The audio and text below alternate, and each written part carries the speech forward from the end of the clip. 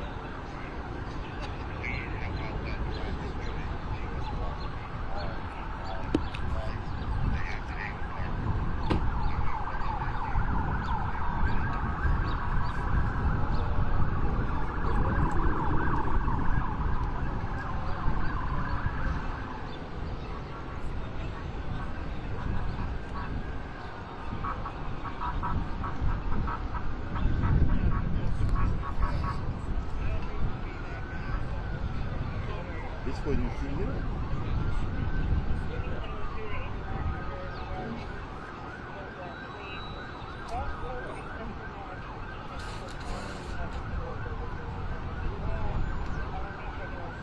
Ağzını koşuyor, kızdayı. Löp diyen ha, löp.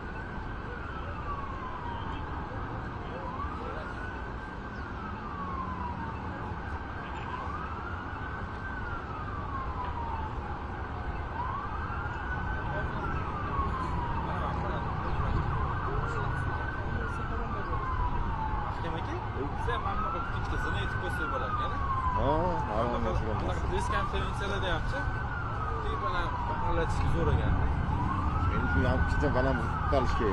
Hammadan balandasizlik. Sen ular baland turib ketdik, kameramiz.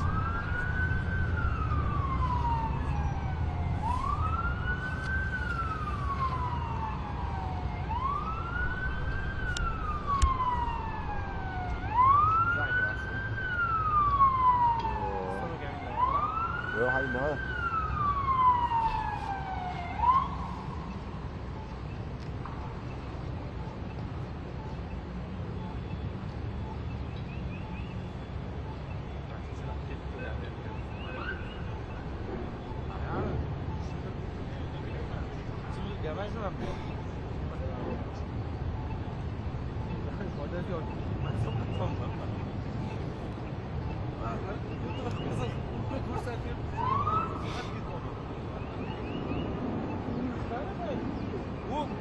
Suv tortarkan battar. Yechib qo'yganim yaxshi ekan-da buni.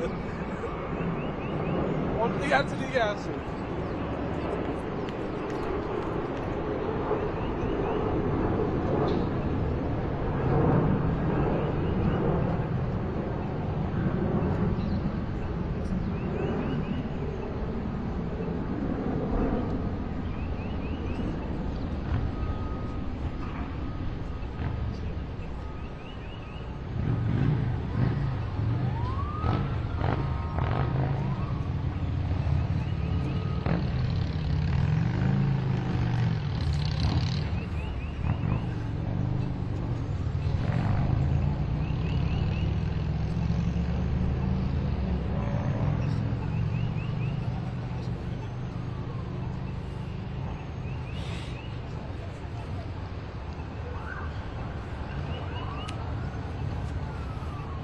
Grande.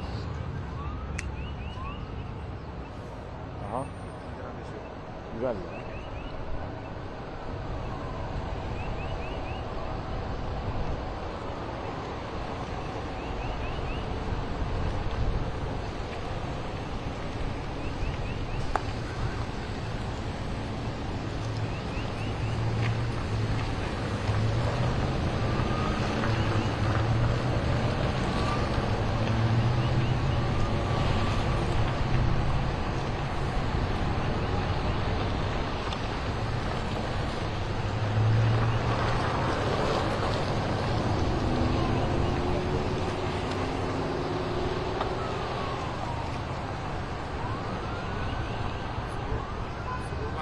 Yuzini ko'rmagandim.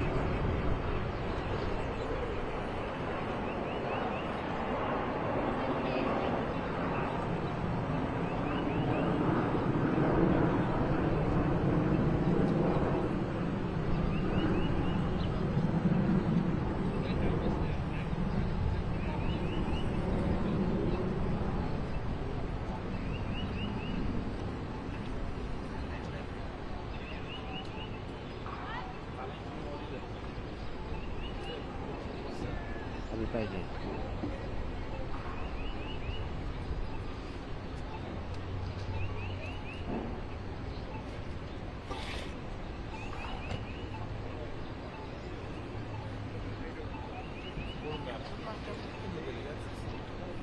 Har oy yo'q ekanda.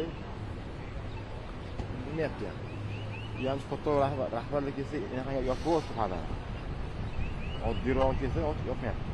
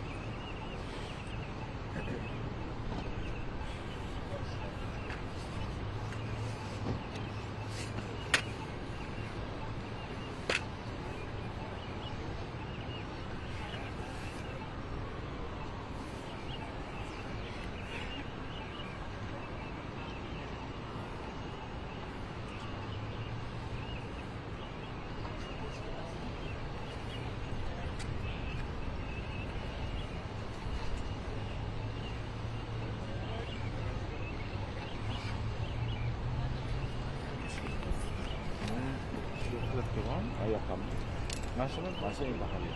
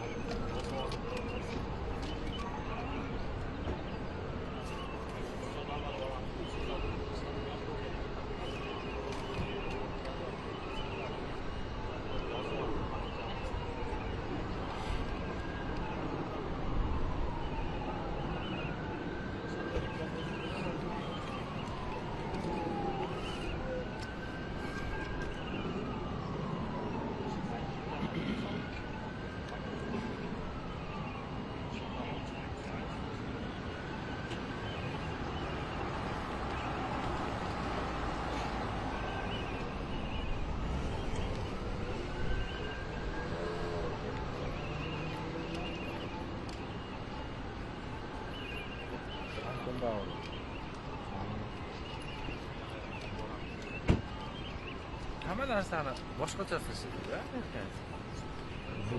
Yondan keladi, bilasizmi? Ko'pdan tushmaydi, yondan keladi.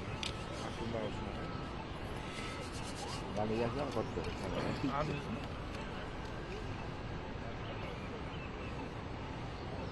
Rozi-rozi qilib olganmiz.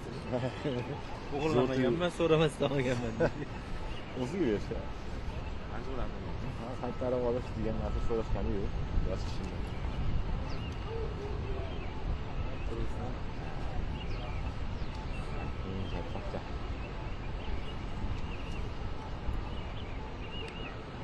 Egasi yo'q, yana qarayman. Qog'oz xat hujjati ham yo'q. O'zi chiqaradi. Ikkinchi bergan texnikaga o'zligicha aloqada o'zligicha ro'yxat qilib oldim deb qo'yib olishga degan unaqa. Takliflarni xatmas. Shkopda turibdi dedi. Hamma bazada yo'q. Tashlashdi. Shu paytda yana qilaman, nima qilishni bilganimda o'ynardilar yana qaytib olishmaydi.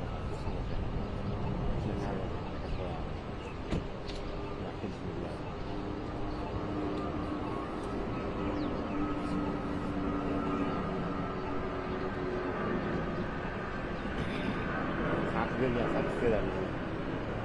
Qanaqa bergan? Qanaqa bergan?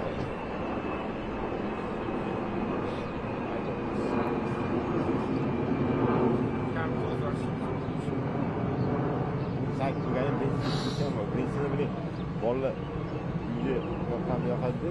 Ashqo'qadan sesini bor, shu qorong'i shahar o'ynab qolganda, bitta orasi bilan qotgan bilimni yopganda, ekran sesam, do'rniga aytilib, bizga shu do'rga bor ekanlar. IPS ekan. Ha? IPS shunaqa ekan. Aminardan. Nima? Aminardan. Halqib boqamiz hozir. Shu aytib oldim. Iskamprim xati ketgan edi. O'sha ichga qo'llarim bor, o'g'limlarni qaytib boradi, ichdan olishim kerak. Mana, bittasiga berdim-da, bittasiga ichga olib berdim. Shundan bo'ldi.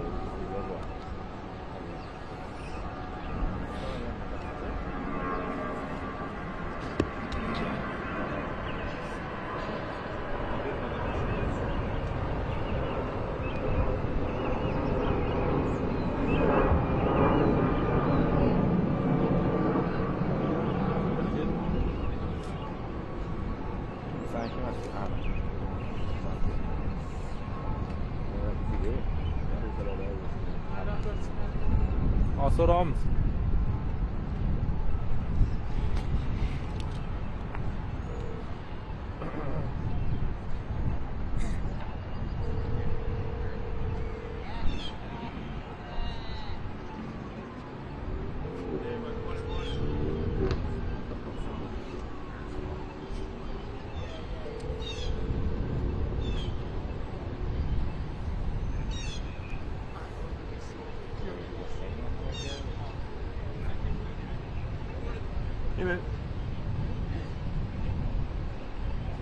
Hey, good, man. In time for the second wave. Second wave. It was a little long. Are people actually arriving? Yeah, there was an impressive, they pulled away through. Oh. Ah. Who's that game? Right, Deputy Undersecretary of Religious basically this guy. Yeah. Pretty good at it. I'm late for rugby practice. I'll be right back.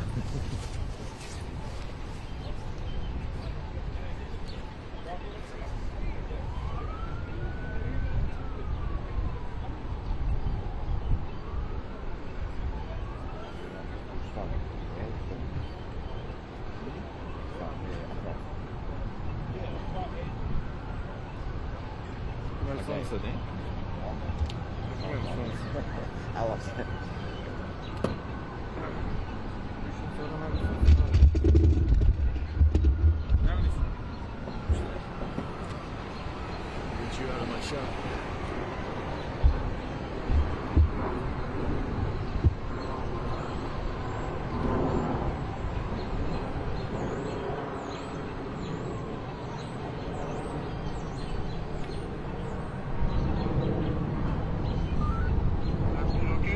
Xonimlar. Harakat yo'mkasizmi? Yo'q, hali 7:30-8 vaqt ekan. Yo'q, 7:30-7:20 berishganda qilishim. Lekin ishqilib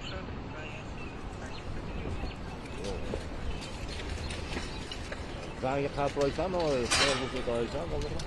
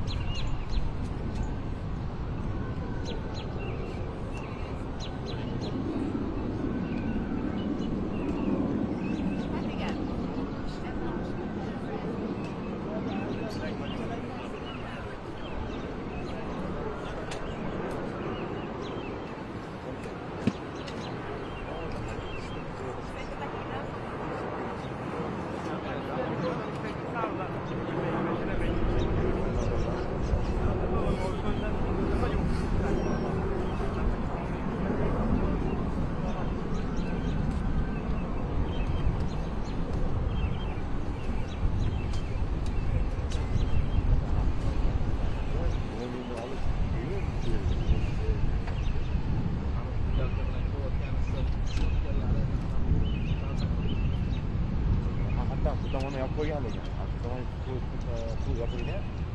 Bu yoq olib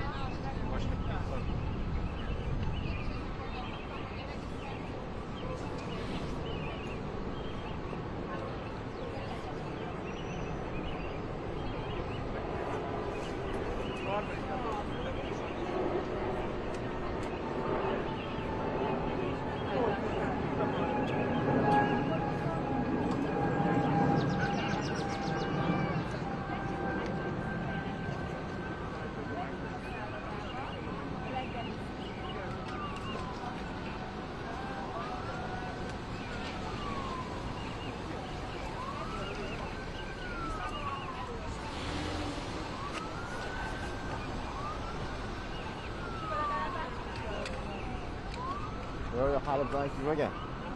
Hali bilan chizmagan.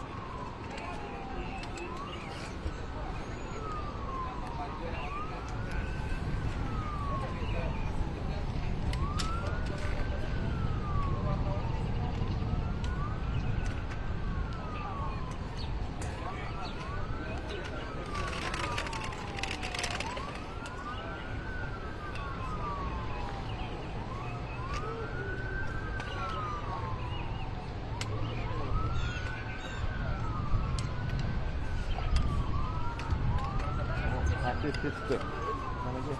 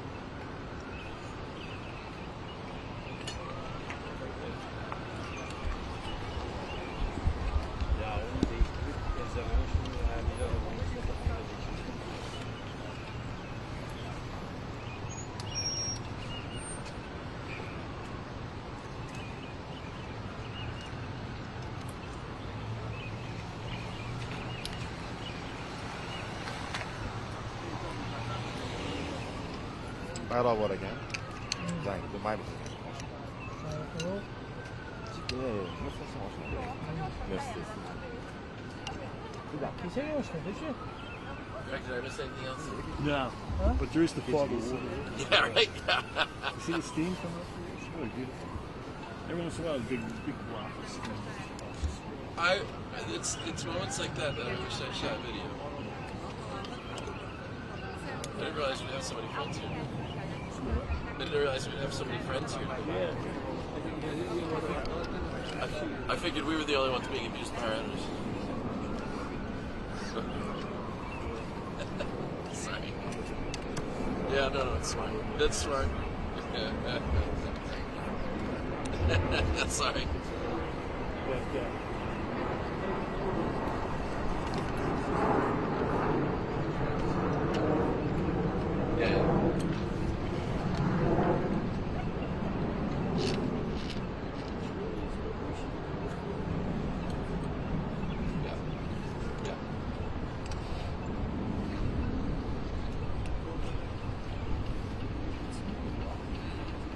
Yeah, it's supposed to rain by midday.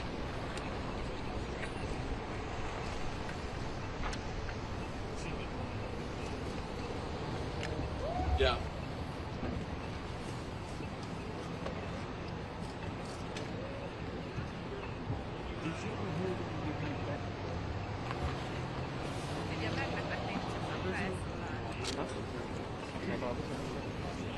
I honestly don't know.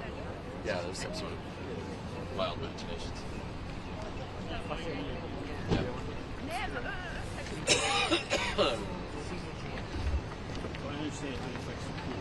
Right.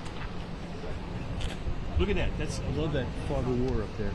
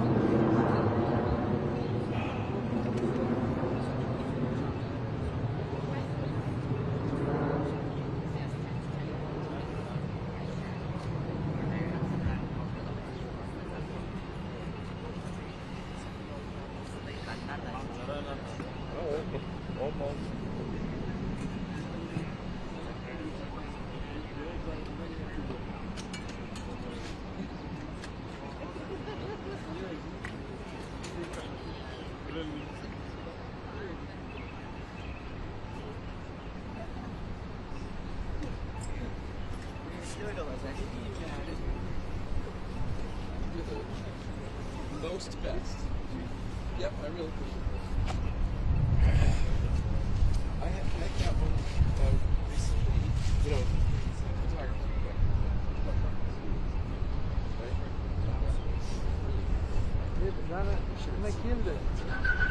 Better business to go. Something Instagram. I saw holding camps. Looks like to the side. Not step on, sit on it. You know how we have to do that. All of it. It's smaller than that. About that size. Just see that. It's just sturdy, but it was a total scale. It came directly from China. I can see the tracking, right? It came from China. The shipping address or something. Like, you know, Sadie's Graphics in Chicago, Illinois. Yeah. Huh? And then so I Sadie's Crafts in Chicago, Illinois. Size Crafts. And of course, it was a scale. Apparently it's just a total front. Yeah. Yeah.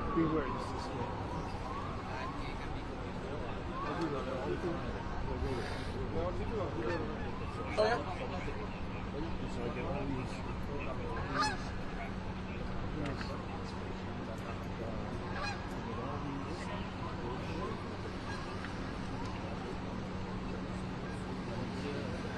Right.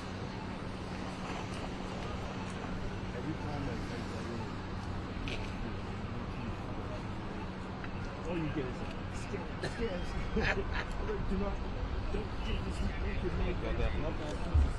Yeah. Right. Yes.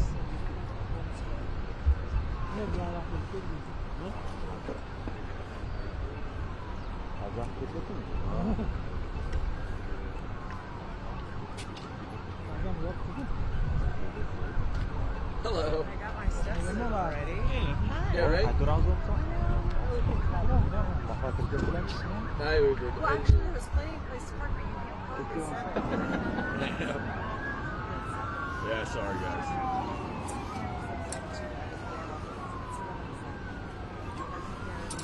O çiğken turması işi, korumuyor mu? Yok, korumuyor. Sağ çıkaran, hani zabor masman var. Ha? Zabor da. Hani namus yok.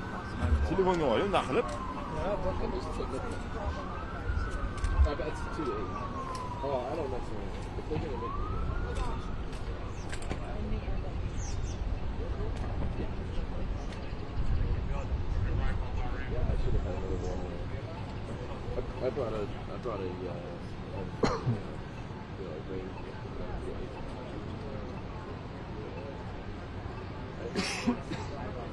Yeah.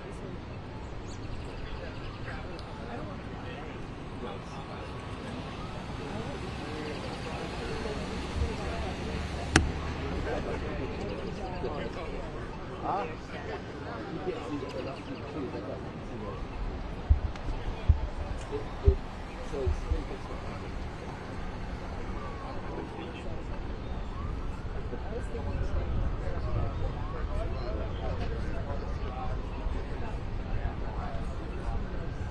yeah.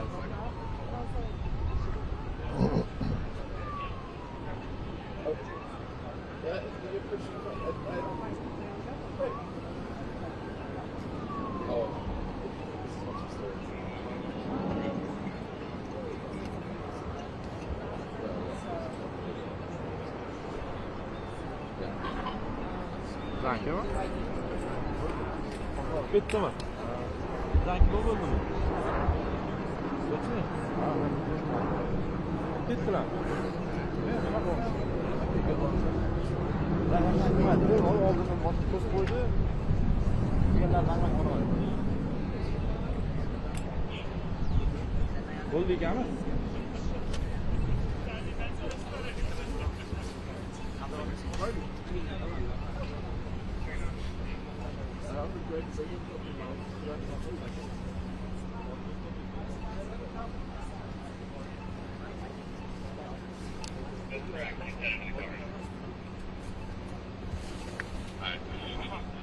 Go on, K915, good. K915, everything.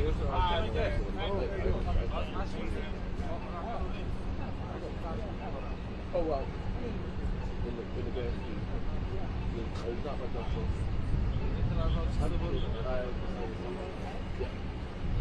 It was I tried.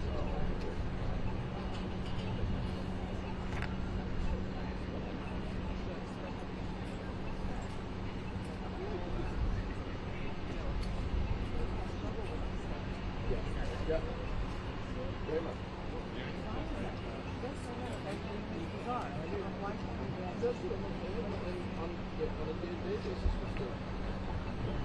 But I just, as long as I don't.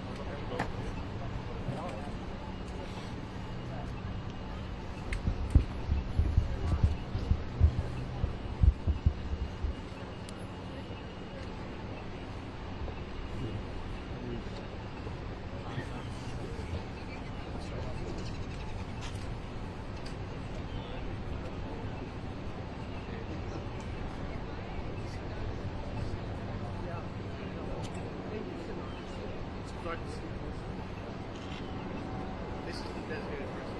So if you're gonna be recording or doing things with the press, that's me. Yeah.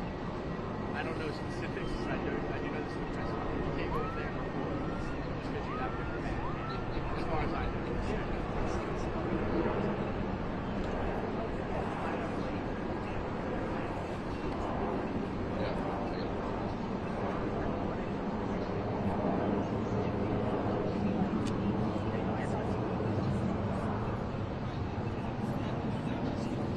Bittimi?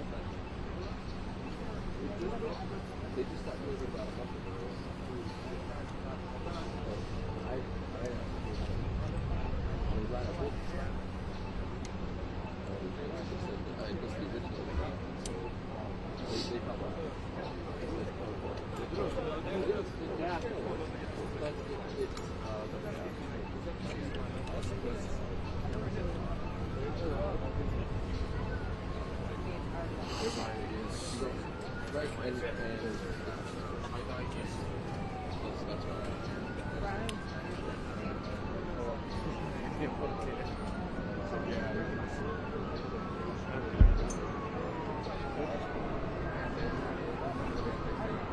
I did.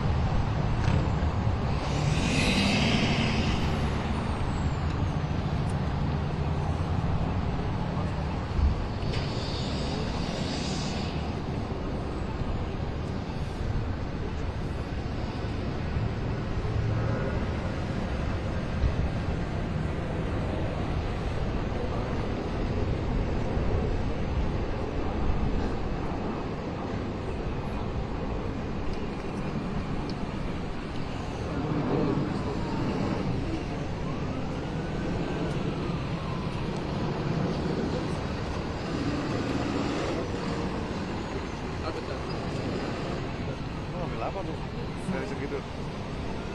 Lumayan lah, lumayan. Kita tuh, saya tuh dulu guys. Oh, ya, bisa.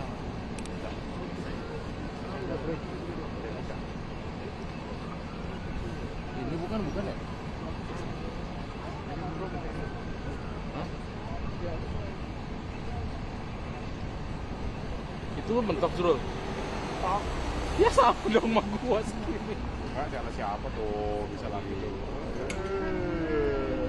Dia gampang spesial crowd.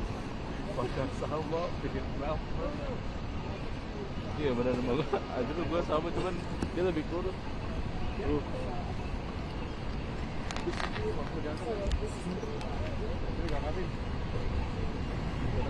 Halo, Sakti. Iya.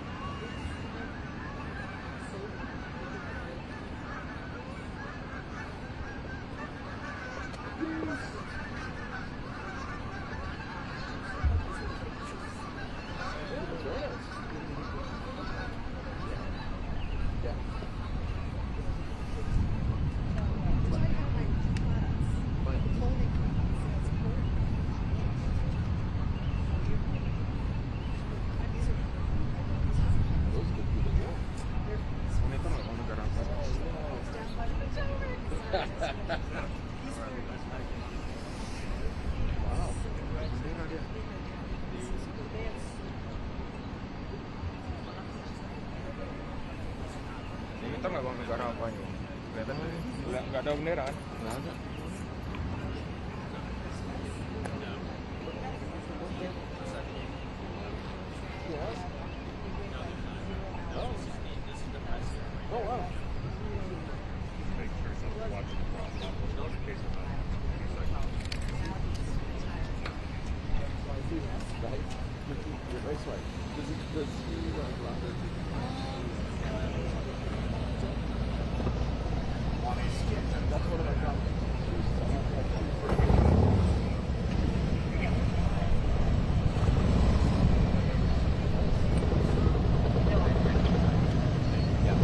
27 to be able to use the stage in the middle of the street, past the runway as well, and then way anybody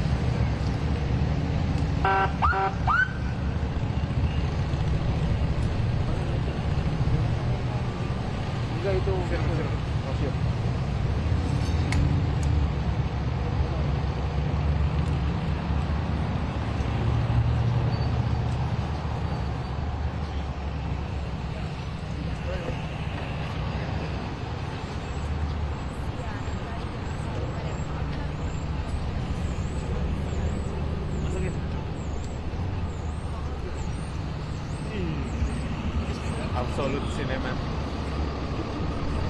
Ngeri.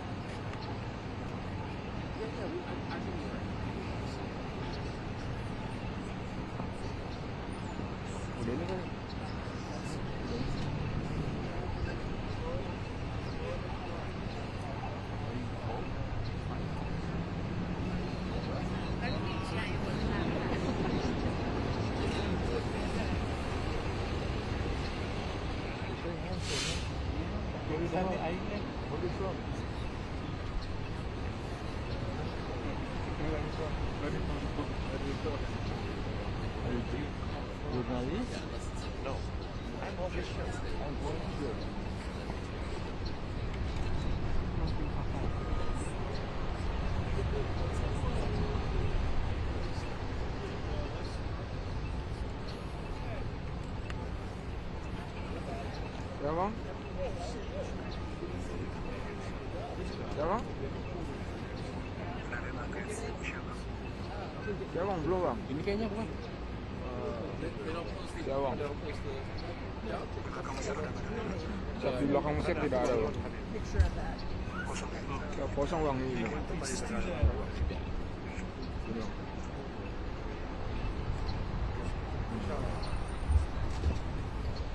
Greg, I think you would. What's that?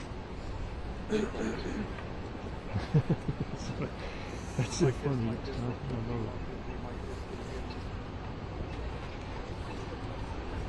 There's some walk-ins.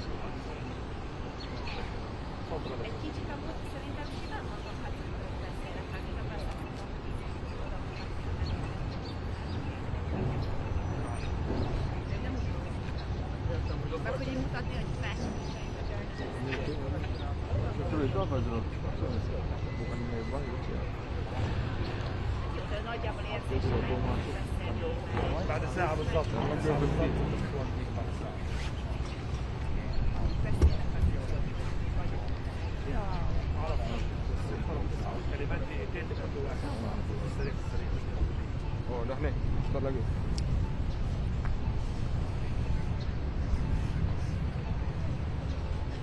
Nama apa nih?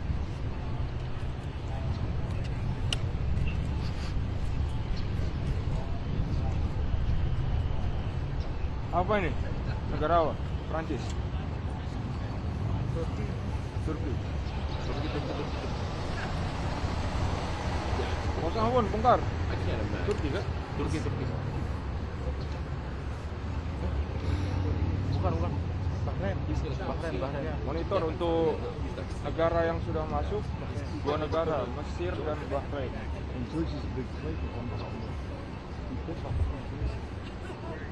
Oh, is that right?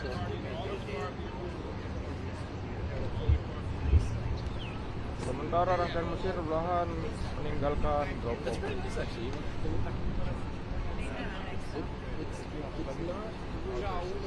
Pos Ambon untuk pedati Indonesia terpantau.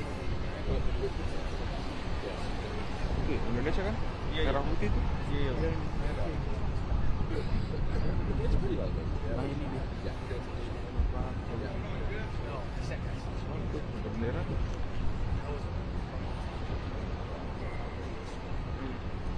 Benar. Kira gitu. Apakah Anda familiar dengan nomor? Berapa?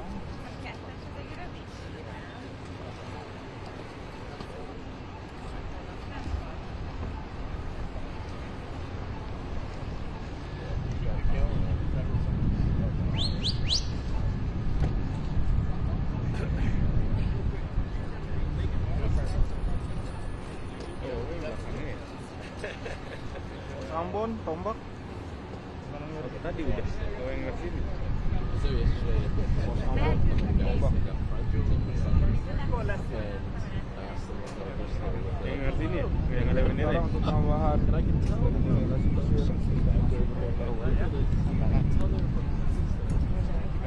So then I tried to do the lower level.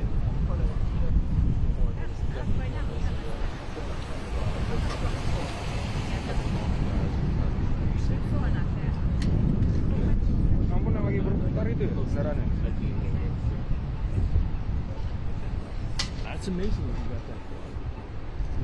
Kendaraan pos Ambon sementara baru berputar ya. I had to go through like 2 or 3 layers of people and find it correct.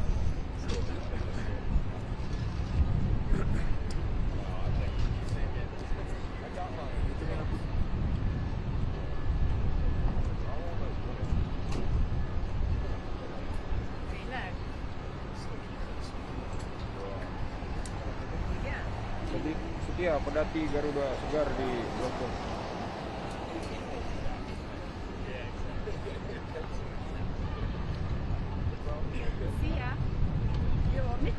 نعم محمد الاجتماع يعقد بعد نحو ساعة من الآن وهو الاجتماع التأسيسي أو التدشيني لمجلس السلام العالمي الذي يرأسه الرئيس الأمريكي دونالد ترامب مدى الحياة والذي قام بنفسه أنها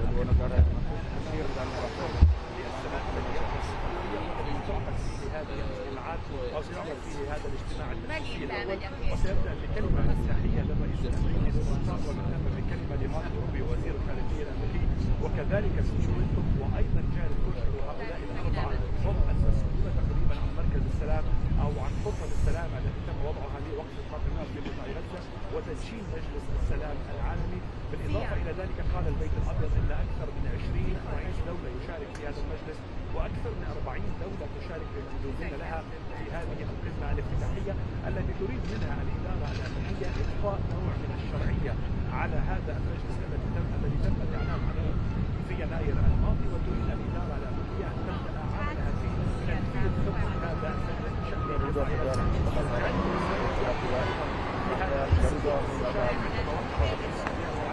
قرار القمة المجلس وكذلك يحضر السيد علي الشعب وهو مسؤول عن إدارة أو لجنة الإدارة قطاع غزة ممثلا من الجانب الفلسطيني وسط انتقادات الأمم الأوروبية وغياب لبعض الدول الفاعلة والأساسية من الحضور لهذا عن مدى الشهود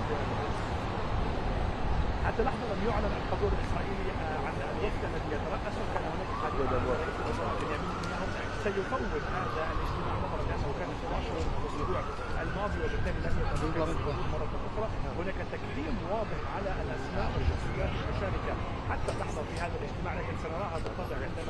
يعتلون المنصة ويتحدثون. بالإضافة إلى ذلك هناك إجراءات أمنية مشددة وغير مسبوقة في محيط المكان. سمح لعدد بسيط من الصحفيين بالجولة في المنطقة لكن لا يسمح لأي أحد آخر، وسيارات الشرطة ماشية في الشوارع المحيطة بهذا.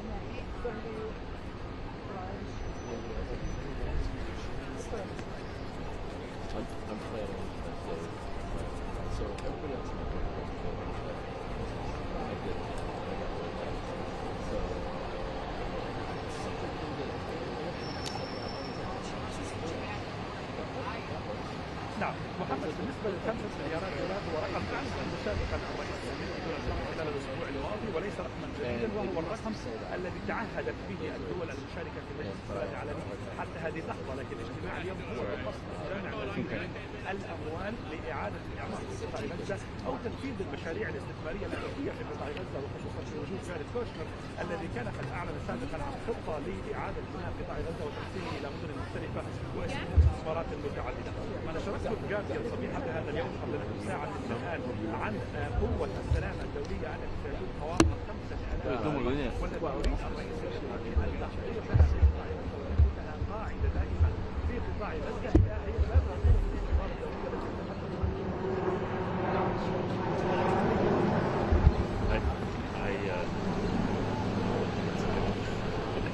It's a one-day trip or one overnight trip with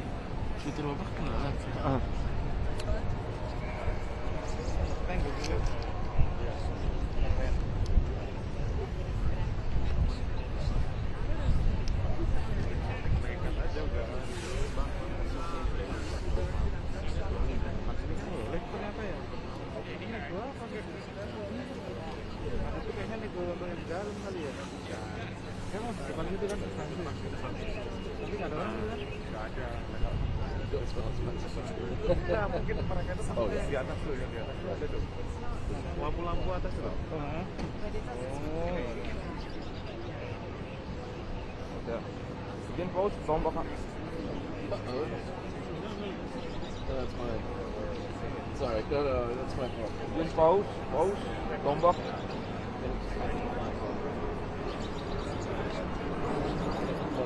That's okay.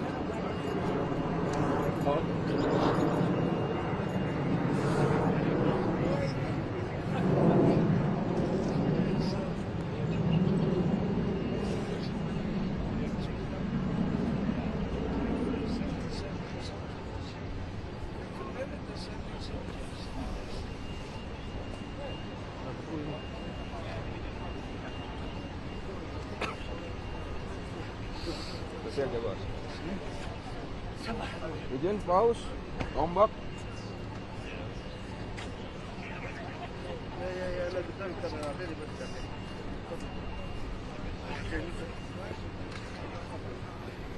Izin bang, assalamualaikum. Ya bang, ini sementara si terminal bapak dirapatkan ke drop off ini bang, sudah proses perjalanannya. Mobil kita pas ada di sebelah kiri saya bang, perempatan di depan drop off. Di perempat. Hadian ya. Izin bang, untuk Twitter sudah diantar SS ke drop off bang. Untuk Twitter sudah Twitter bang, Twitternya diantar SS ke drop off bang. Setia bang, betul bang. Sementara sudah memasuki drop off bang. Ya bang. Izin Jaguar untuk pause sudah kami rilis Ambon.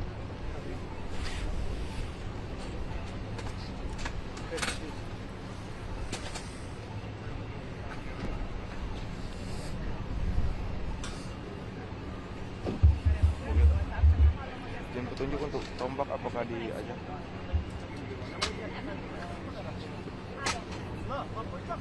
Izin tertahan Jaguar.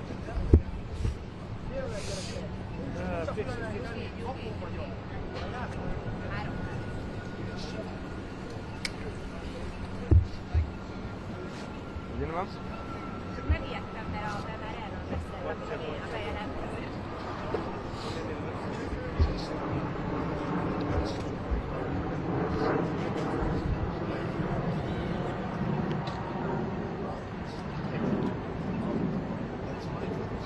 Bisa saya ke situ, Pak. Izin bang, apakah sudah diambil bang? Ya bang, terima kasih bang. Ya bang. Egyébként ugye itt most, nem tudom, hogy ide feltétlenül vagy. Izin Jaguar melaporkan situs Twitter sudah diterima Menlu. Turkey, right? Arabic, Turkey. Oh, yeah. Which country are you from? Algeria? We're from Hungary.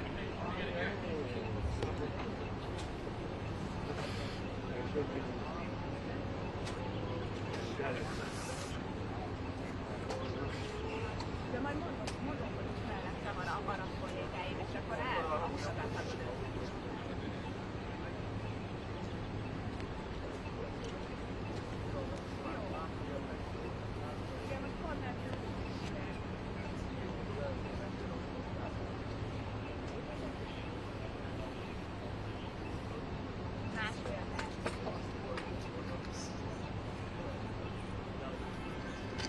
عمل جدة ربما ما أعلنه رئيس المجلس دونالد ترامب وربما العنوان الأول في هذا الاجتماع الأول من نوعه الاجتماع هو الإعلان عن جمع مبلغ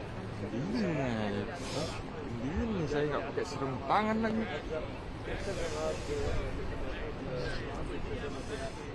عدد من الدول والمساعدة في عمل طبعا هذا لا يلغي النقاط المتعلقة بأجندة هذا الاجتماع. الرئيس دونالد ترامب تحدث عن النية في الإعلان عن بعض الخطوات المتعلقة بسبب الاستقرار الدولي عن بعض الخطوات الأخرى أيضا التي ستساعد في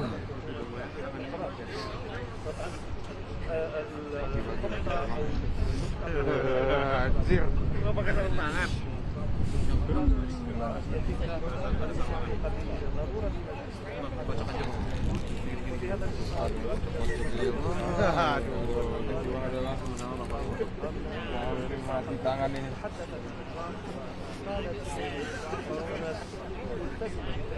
هذا الجول بما يسمى بالمرأة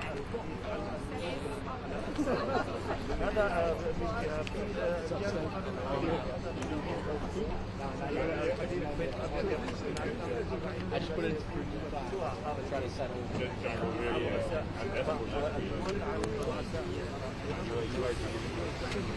الدول التي أكثر مهتمة في هذا الاجتماع اولا وايضا نقطه اخرى تتعلق بمساله ما الذي يمكن ان يخرج به من مقررات وايضا ما هي هذه الخطط. كثير من الدول نقلت انه سيكون امريكيه سياسه مرة تقول بان الدول اوفدت في المغرب في طريقه عمل هذا وايضا الخطه والرؤيه التي juga nih tuh mati juga gitu. عوضا عن ذلك ايضا ربط هذا بتطبيق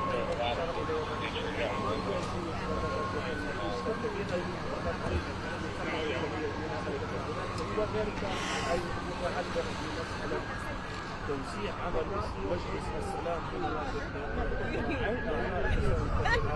سيريد من هذا المجلس بديلا عن المنظمات والهيئات الأممية.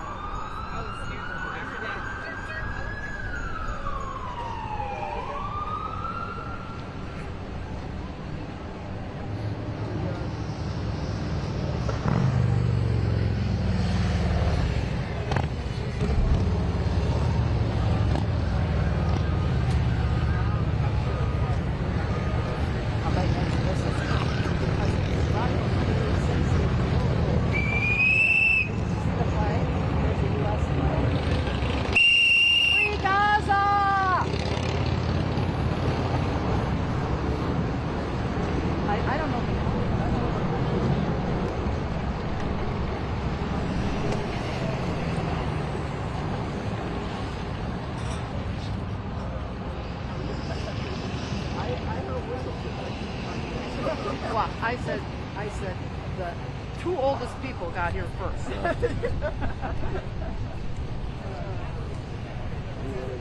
I bought a whistle for when I started. Some of the kids were like, I'm sure that's Rubio.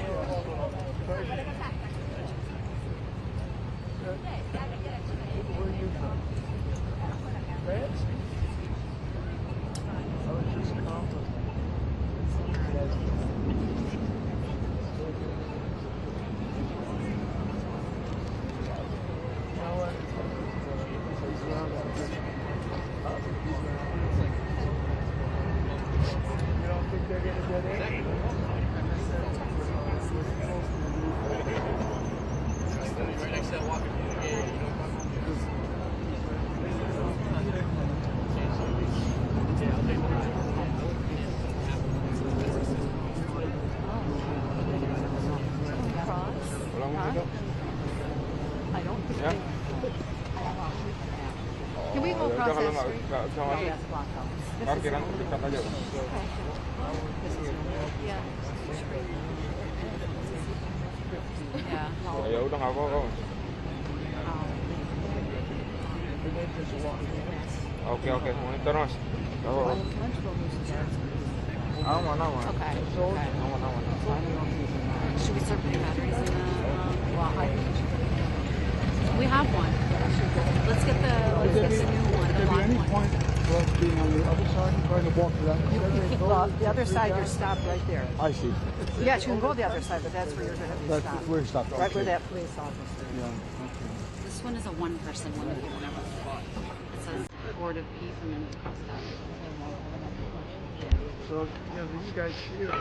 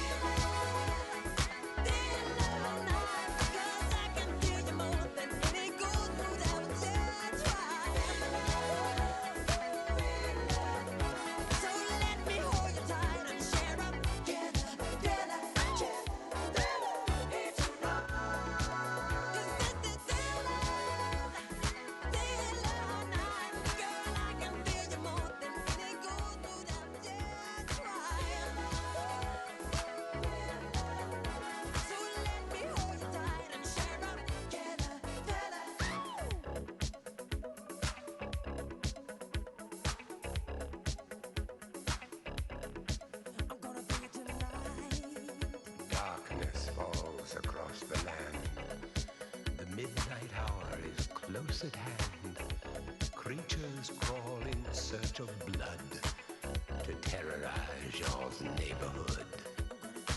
And whosoever shall be found without the soul for getting down must stand and face the hounds of hell and rot inside a corpse's shell.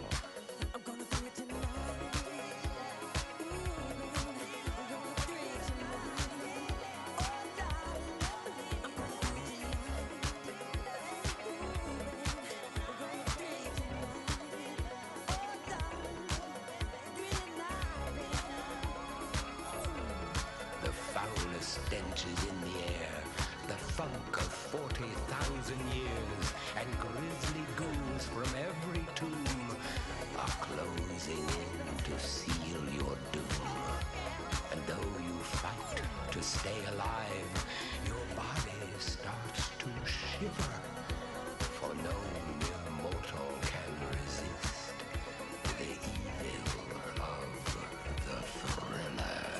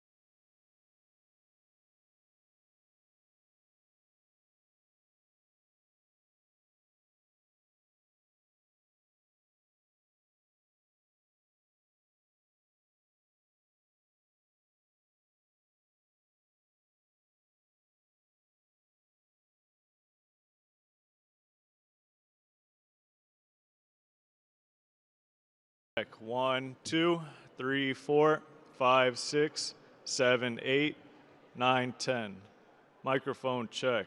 1, 2, 3, 4, 5, 6, 7, 8, 9, 10.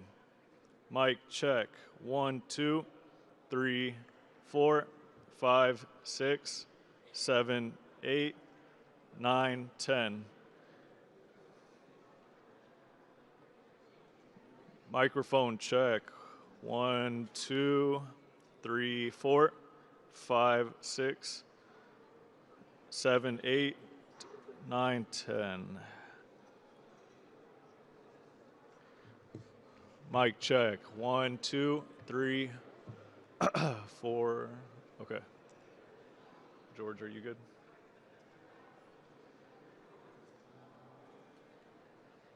All right.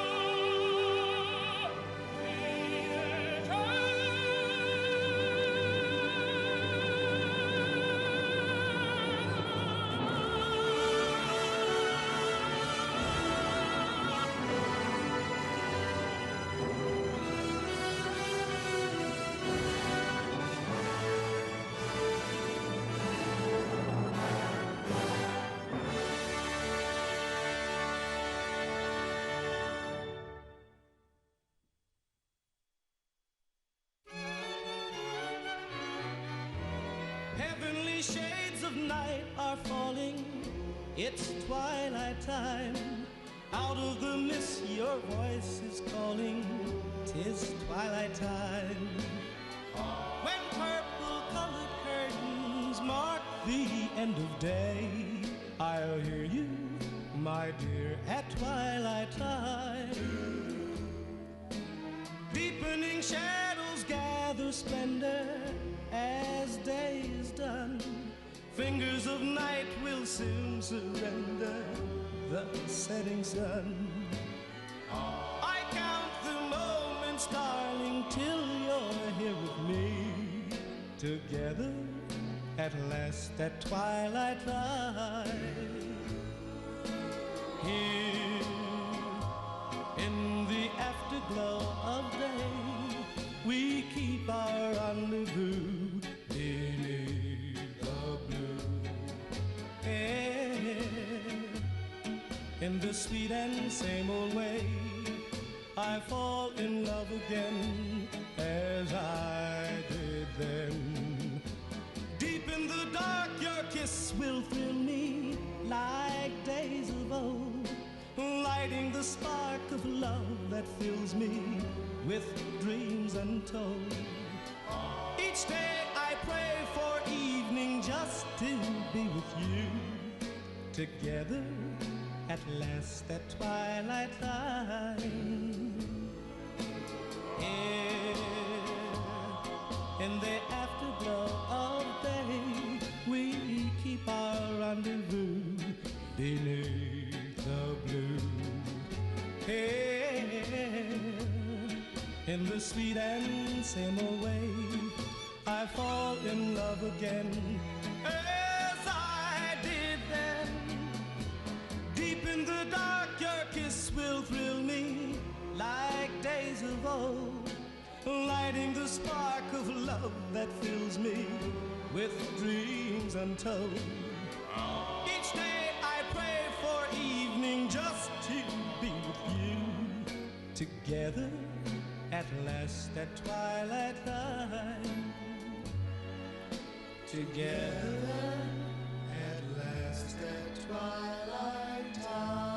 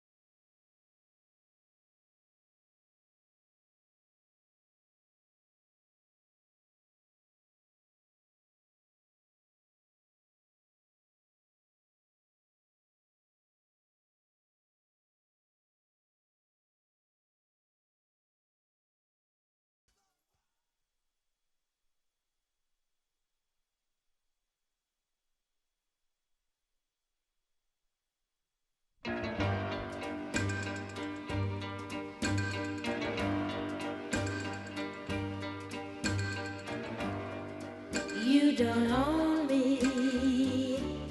I'm not just one of your many toys. You don't own me. Don't say I can't go with other boys. And don't tell me what to do. Don't tell me what to say. And please, when I go out with you, don't put me on display. 'Cause you don't own me. Don't try to change me in any way. You don't own me. Don't tie me down, 'cause I'd never stay. I don't tell you what to say. I don't tell you what to do. So just let me be myself. That's all I ask of you. I'm young and I love to be young. I'm free and I love to be free. To live my life the way I want. To say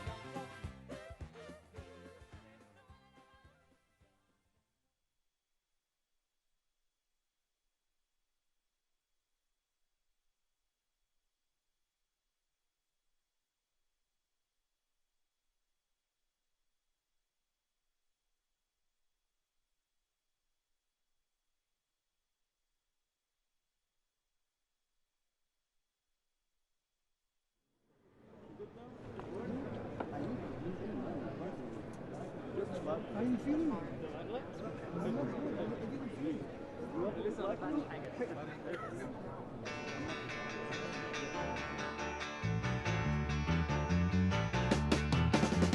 Lord Almighty, I feel my temperature rising. Higher, higher, it's burning through to my soul. Girl, girl, girl, girl, you gonna set me on fire. My brain is flaming, I don't know which way to go. Your kisses lift me higher, like a sweet song of a choir. You light my morning sky, burning love. Ooh, ooh, ooh, I feel my temperature rising. Help me, I'm flaming, I must be 109. Burning, burning, burning, and nothing can cool me. Yeah. I just might turn to smoke, but I feel fine. 'Cause your kisses lift me higher, like the sweet song of a choir. And you light my morning sky, burning love.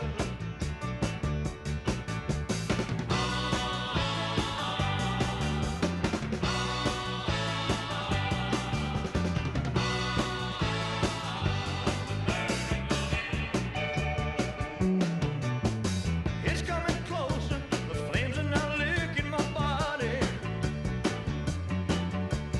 Won't you help me? I feel like I'm slipping away. It's hard to breathe, my chest is a-heaving. Lord have mercy, I'm burning a hole where I lay. Yeah. Your kisses lift me higher, like a sweet song of a choir. You light my morning sky, burning love, burning love, burning love. I'm just a hunk of burning love, just a hunk of burning love, hunk of burning love, just a hunk of burning love, hunk of burning love, just a hunk of burning love.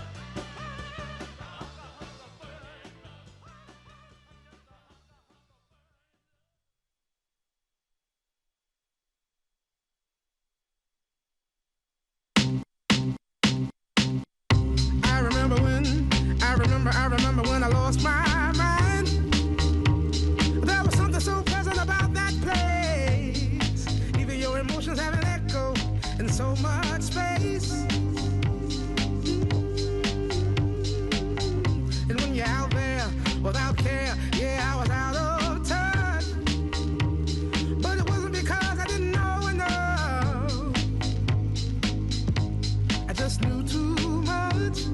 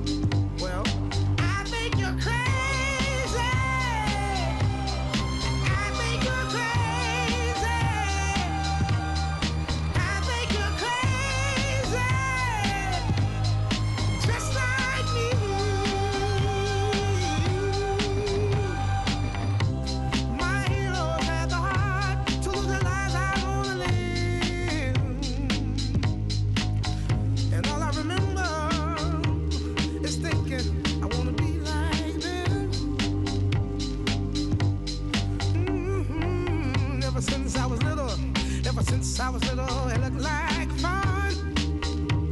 If there's no coincidence, I've come, and I can die when I'm done. But maybe I'm crazy. Maybe you're crazy. Maybe we're crazy. Probably.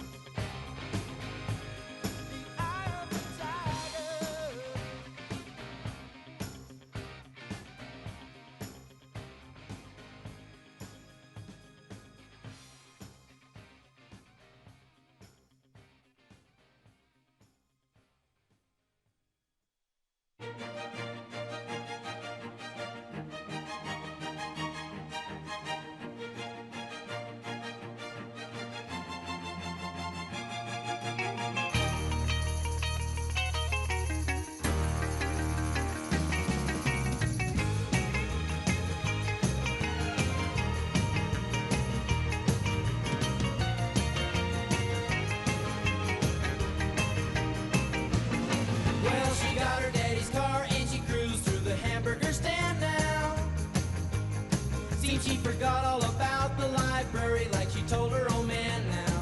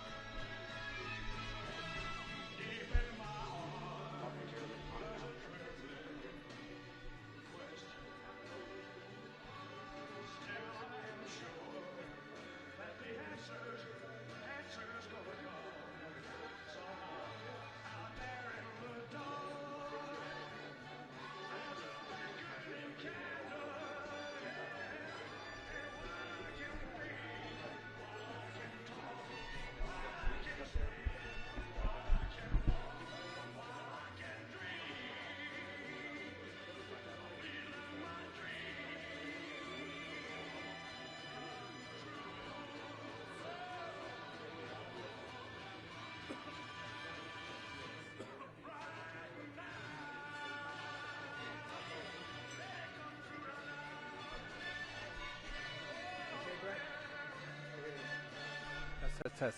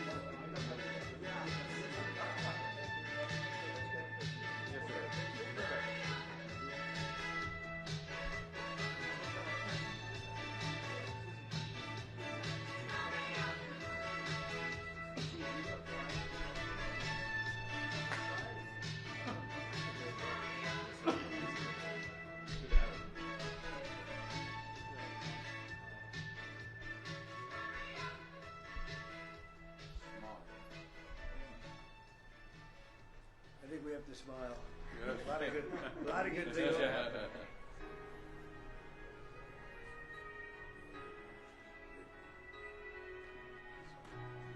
everybody like the music? Yeah, it's a perfect song. That's good music. Does not steal your songs. Should go to the YMCA. YMCA, yes.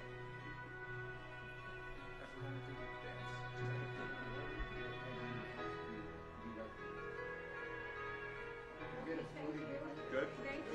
Okay.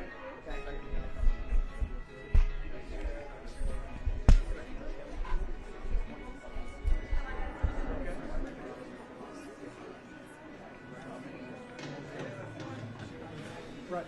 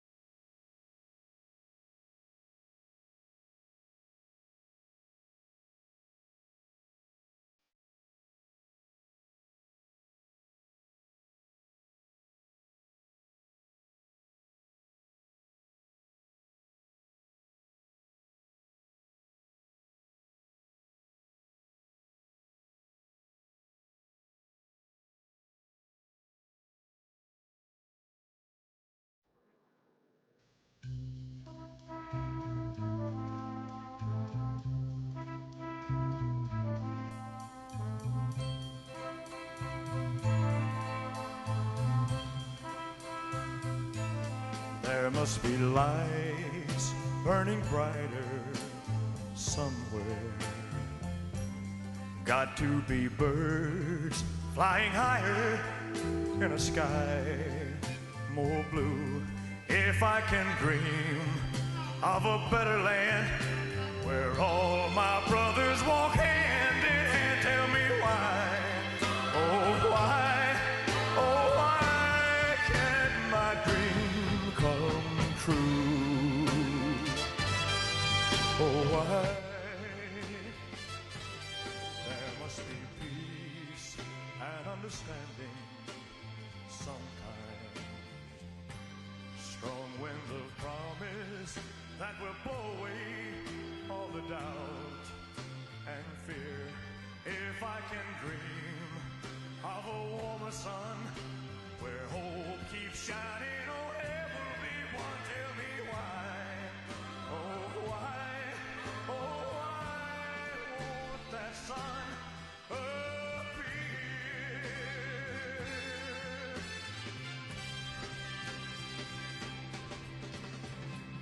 We're lost in a cloud with too much rain. We're trapped in a world that's troubled with pain. But as long as a man has the strength to dream, he can redeem his soul and fly.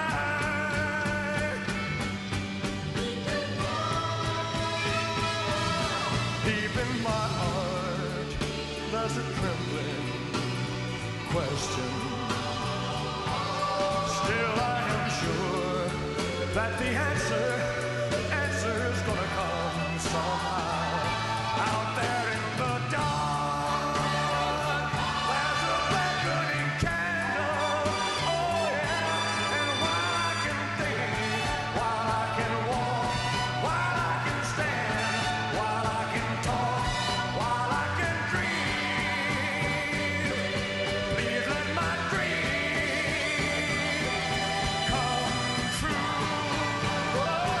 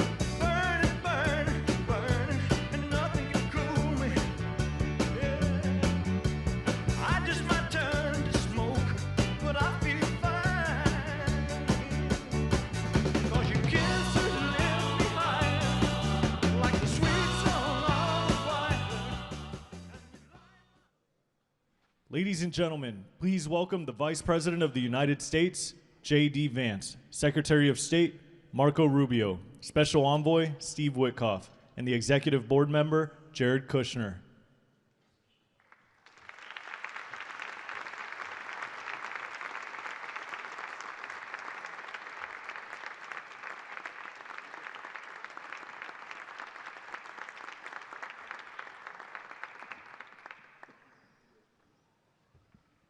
Ladies and gentlemen, please welcome the President of the United States, Donald J. Trump.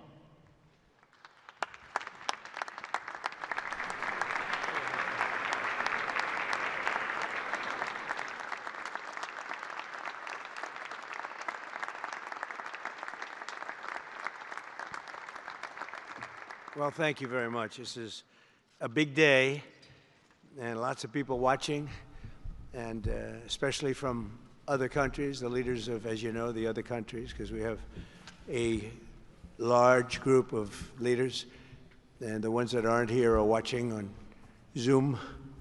I hope they enjoy it. And the press, we appreciate it very much, so respectful. You've been so respectful of what we're doing. What we're doing is very simple, peace. It's called the Board of Peace, and it's all about an easy word to say, but a hard word to produce, peace. But we're going to produce it, and we've been doing a really good job, and some of these leaders that are with us have helped me very much during just this first year. We have a first year like probably no other ever in our country, because we settled 8 wars and I think a 9th to come. It's turned out to be a tougher one. I thought that was going to be the easiest one, but with war you never know what's easy and what's not so easy. But we've had a great relationship, and I've become friendly with so many of the people. And I appreciate you being here. These are great people. These are great leaders. And the people that are watching by closed circuit and open circuit in many cases, they're so proud of it. They want it to be open. But they've become incredible friends of mine. And, you know, we built our country in my first term, and now we're at a point that the United States has never seen before. We broke 50,000 on the Dow. They said that would take 4 years. We broke 7,000 on the S&P. They said you couldn't do that within 4 years. It would be impossible. And when I came in, they were all saying, if you could get to anywhere close to 40, 45,000, it would be amazing achievement over 4 years. Well, we hit 50,000 in the first year, and we hit 7,000, which was actually tougher to do, according to the Wall Street geniuses. We hit 7,000 in the first year. They said it could take 4 or 5 years. They'd be very happy. It would have been a great job. We did it in 1. But we're doing a great job. Board of Peace is one of the most important and consequential things I think that I'll be involved in. We've been involved in a lot, and really I've been involved in a lot with the people up here. We work together on ending wars with their country. Some of the wars were 32 years long, 32, 34, and a 37. That's a long time, and we ended it in about 2 days, each one of those. But we have some other work to do, and we're getting it done. Gaza is very complex. It's been amazing. I want to thank Steve and Jared for an amazing job. Marco's over there watching. Everybody's fantastic. And JD, what a job. They were all doing. This is a team. I think it's the best team ever assembled. And you see that by the results. So today is a tremendous honor to welcome you all to the United States Institute of Peace for the inaugural meeting of the Board of Peace. Very important. I believe it's the most consequential board, certainly in terms of power. And in terms of prestige, there's never been anything close, because these are the greatest world leaders. Almost everybody's accepted, and the ones that haven't will be. You know, some are playing a little cute. It doesn't work. You can't play cute with me. But they're playing a little bit. But they're all joining. Everybody. Most of them very immediately. A few that we really don't want because they're trouble. Take care of them. But this is the most prestigious board ever put together. You know, I've seen some great corporate boards. I've seen some great boards, period. it's peanuts compared to this sport, because we have virtually everyone is the head of a country other than Johnny, but he's the head of soccer, so that's not so bad, right, Johnny? I like your job the best, I think. And by the way, your World Cup has set every single ticket record in the history of soccer. In the history, nobody's ever seen anything like it. The sales are virtually complete. Nobody's ever seen anything, so congratulations. You made a good decision. We did it together. Thank you, Johnny. Great guy. So I want to thank the many leaders and dignitaries who have traveled great distances and lengths for the important gathering that we're at right now. This building was built for peace, and nobody knew what to name it. And then Marco named it after me. I had nothing to do with it. I swear I didn't. I swear. I had no idea. They said, there's a surprise coming. I didn't know that surprise. I thought they were going to give me a lot of money or something, maybe cash. Could always use some extra cash. But I came, and they stopped the beautiful beast. I got out very safely, I'm sure, and looked up, and there it said, Donald J. Trump on the building. And when I say that had nothing to do, nobody believes it, and that's okay, but I appreciated it. That was Marco and JD and a group got together, and they did that, and I just thought it was very nice. And it makes me work harder. We're going to have to work harder. We're going to have to make this building much more important. It's brand new. They built it for peace, but nobody occupied it. You know, nobody knew what the purpose of it, but the architecture is so beautiful, and it was with the meeting rooms, the reception rooms. It's really amazing. Who would think that it was built without anybody in mind or anything in mind, and then the State Department took it over. They liked it. Marco came over one day. He saw this. He said, this building is great. And he actually claimed it, right? He claimed it. And that's what he does. Where is Marco? I said, Marco, is that true? You claimed this building. You took it away from about 5 groups that wanted it. That was done very quickly, very methodically. But it was really, really built so beautifully and such a beautiful building. But we worked together to ensure the brighter future for the people of Gaza, the Middle East, and the entire world. I think that the Board of Peace, because it's mostly leaders and unbelievably respected people, but mostly leaders of Middle Eastern countries, countries from all over the world, and they've been very generous with money also. And the United States, which I'll say in a moment, is also very generous with money because there's nothing more important than peace. And there's nothing less expensive than peace. You know, when you go to wars, it costs you 100 times what it costs to make peace. We have a man at the end right there that's smiling because you learned that after 30 years of fighting, right? 30 years of fighting, we got it done. I want to thank you very much. That was a great thing you did. You and your new friend, they came to my office and they said, I've been fighting for 22 years. Now you're there for 23 years, right? But I've been fighting for 22 years. That's all I've done is fight this gentleman. And his counterpart was there for 7 years. He said, I've been there for 7 years. All I've done is fight this gentleman. And we had it worked out in about 24 hours, right? And it's been a good peace. And I think they've become friends. I'm not sure I'm allowed to say that, but I think so. I think they've become friends, right? Right. Great. Stand up. Stand up. These are 2 tough cookies, too. You think that was easy? It wasn't easy. These are 2 tough people, good people, but tough people. But, you know, we're in the Oval Office, and we were getting near. But the one was at one side of the room. I have 2 chairs right in front of the desk, the beautiful, resolute desk. One's over here. One's on the other side of the room. I said, folks, could you get a little closer? Well, I don't know. They felt very uncomfortable. You know, they've been killing each other for 32 years. So I say, can you get a little closer? After 1 hour, they were right next to each other. We made a deal. They hugged, they signed, and we had peace with 2 very important countries, and I'll never forget it. So they started off a little weak, and they ended up really strong, and you can be very proud of yourselves. It was a beautiful thing to see. Thank you. Look at that. Do you believe it?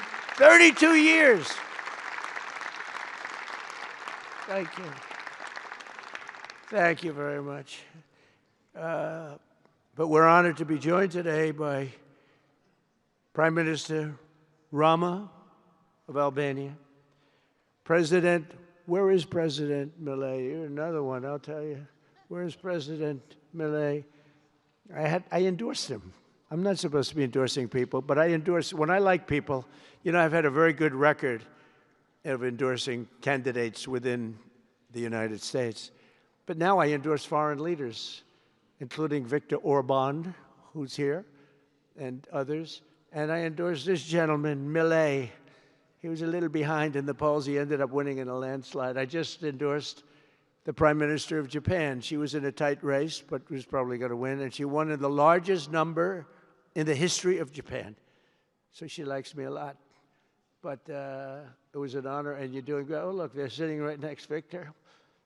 I think, but ultimately, I think I'm going to end up endorsing. Hey, look, as long as it works, it's okay with me.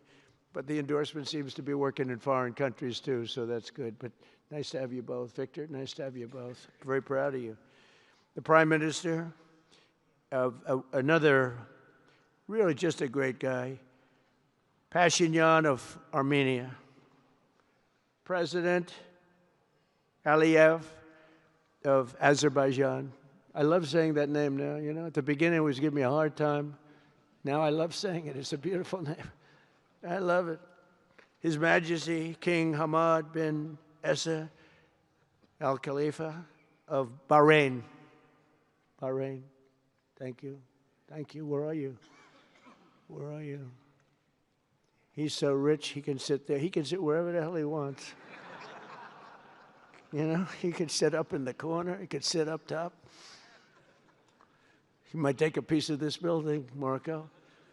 He'll take 25% of the building for about $6 billion. Thank you. And you've been very generous also. We appreciate it. Prime Minister Hun Manet of Cambodia. Raise your hand wherever you may be. Because, yeah, hi, how are you? Congratulations. That was another one, right? We did a good job with that one. Prime Minister Madbouli of Egypt. Thank you very much, and say hello to the General/President. Okay. Prime Minister Orban of Hungary, who has my complete and total endorsement for election. Not everybody in Europe loves that endorsement, but that's okay. He does an unbelievable job. He's done an incredible job on immigration, unlike some countries that have hurt themselves, but they're working on it. But I just want to let you know, you have my total and complete endorsement, and I'm putting it out. I already did, but I'm putting it out again. And you're coming up with an election, and I think you should be good. I'll tell you, Milei did pretty well. He was a little down, right? And then he ended up winning in a landslide, so that's pretty good. You're going to do great, Victor. Thank you very much for being here. Appreciate it. You run a great country. A man that I really like a lot he's definitely tough. I don't want to fight him. President Prabowo of Indonesia. Thank you very much. Please, this is a big guy. I tell you, I said, how many people in Indonesia? He said, like 240 million. I said, no, say it again. How many? It's a big country you have. And you do a great job and respected by everybody. And thank you very much for being here. Thank you very much, Mr. President. President Tokayev of Kazakhstan, thank you very much. What a country that is. It's a wonderful country and a rich country, in case anybody has any question. We have some very rich people here today. President Osmani of Kosovo. President, thank you very much. Great job you're doing, too. Thank you very much. Prime Minister Sharif, I like this man, of Pakistan, because there was some fighting going on when I got to know him, and your Field Marshal, General, great general, great Field Marshal, a great guy. And I got to meet the Prime Minister. And he said in front of our Chief of Staff, Susie Wells, who's right here, he said, you know, nobody knows this, but I believe that President Trump saved 25 million lives when he stopped the war between us and India, right? You made that statement. I said 25 million lives, could have been much more actually. But it was really a beautiful thing. You said that in front of a group of people they walked out. They don't think about it, but you're talking about that kind of lives. That war was raging. Planes were being shot down, right? And it was Pakistan and India. And I got on the phone with both of them, and I knew them a little bit. I knew Prime Minister Modi very well, actually. But I got to know Pakistan through a little trade. They were trying to make too good a deal, and I got a little upset with them. And in the end, they got what they wanted, right? And they made a good deal. And I got to like them, the Prime Minister, the Field Marshal, who's a tough man, good fighter, right? Good, serious fighter. I like good fighters, actually. And when I heard that they were fighting, I picked up a certain newspaper. I won't tell you which one, because it's fake news generally. But I picked up this newspaper, and I saw that Pakistan and India were really going at it. And then it got worse and worse, and many planes were shot down. It was all out. And I called them, and I said, listen, I'm not doing trade deals with you two guys if you don't settle this up. They said, no, that has both of them. They didn't want to do that. I said, no, it has to. If you don't do it, I'm not doing a trade deal. We're not doing a trade deal. And they do a lot of business with the United States, and they sort of softened up all of a sudden. And all of a sudden I read where there was a little bit of a pullback by one, then the other, and all of a sudden we worked out a deal, right? But I said, if you fight, I'm going to put 200% tariffs on each of your countries, which essentially makes you not allowed, you can't do any business. One of them, I won't say which one, said, no, can't do that. They both wanted to fight. But when it came to money, it's not like money. When it came to losing a lot of money, they said, I guess we don't want to fight. And we solved that deal in 2-3 days, right? And we did. We said, these are two very powerful nations. These are two nuclear nations. And I don't want to say what was going to happen, but, bad things happen. So, Prime Minister, I want to thank you, because that was a very big deal. People have no idea. A lot of them say, oh, well, they weren't fighting. They were fighting. 11 jets were shot down, very expensive jets. And they were all in. Both of them were all in, and now they're not. And I think we'll always be able to settle up with them. I really do. I think you're going to have, it's a lot of progress was made even in the relationship. And Prime Minister Modi also, he's a great man. He's a great guy. They're all great. But I was very proud of it. President Pena of Paraguay is here. President, thank you very much. Young, handsome guy.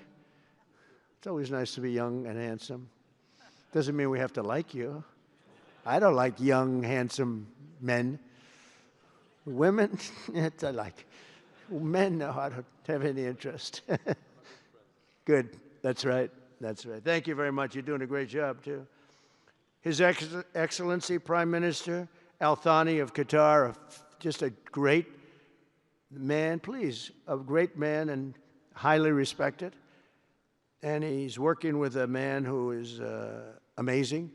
I always say he needs a public relations agency because you do so much good and they have you down as evil. And you're not evil. You help us so much and you're such a good ally. And I just want people to know that. And the Emir is incredible, smart. As smart as you can be, a great leader. And he cares so much for the people. And he cares so much for the Middle East. So I want to thank you very much and send my regards. Your country has been a great help. So, surprising to some of the people writing out there, but now they'll start changing their tune because it's true. I only tell the truth. Prime Minister Don of Romania, wonderful people. The Romanian people are fantastic, fantastic people, like you're fantastic. And a lot of them come and work in this country and help us in this country, as you know, and it's they are just really, really solid people. President Mirziyoyev of Uzbekistan, who is where? There he is, and a friend of mine. He's got one of the most difficult names in history, but that's okay. It doesn't matter. Your country's doing great. You're doing great. And just no problems. Every time I see him, nope, we're doing good. No problems. And General Secretary To Lam of Vietnam. Vietnam is incredible as a country and as a force, and it's an honor to have you. A really great honor to have you. A lot of respect for your country. We'll also want to express my gratitude to Vice President J.D. Vance, who is a fantastic man. He's a fantastic talent. He was a great student. He went to one school. He graduated. You know, most people, if you watch some of the people that were at the event in Munich, they didn't graduate quickly from college. They had everything they could do. There was one young, attractive woman. She was unable to answer questions. And she didn't do so well like J.D. did in college. J.D. graduated in a 4.5-year college in 2 years. And then he went to Yale and he graduated at the top of his class, went to the military grade. But when he went to Yale, there was one person that was marginally ahead of him, so he married her. Can you believe it? He married the person that was ahead. I don't know. I always like to say J.D. was first and Usha was second, because I get a little uncomfortable when I say them.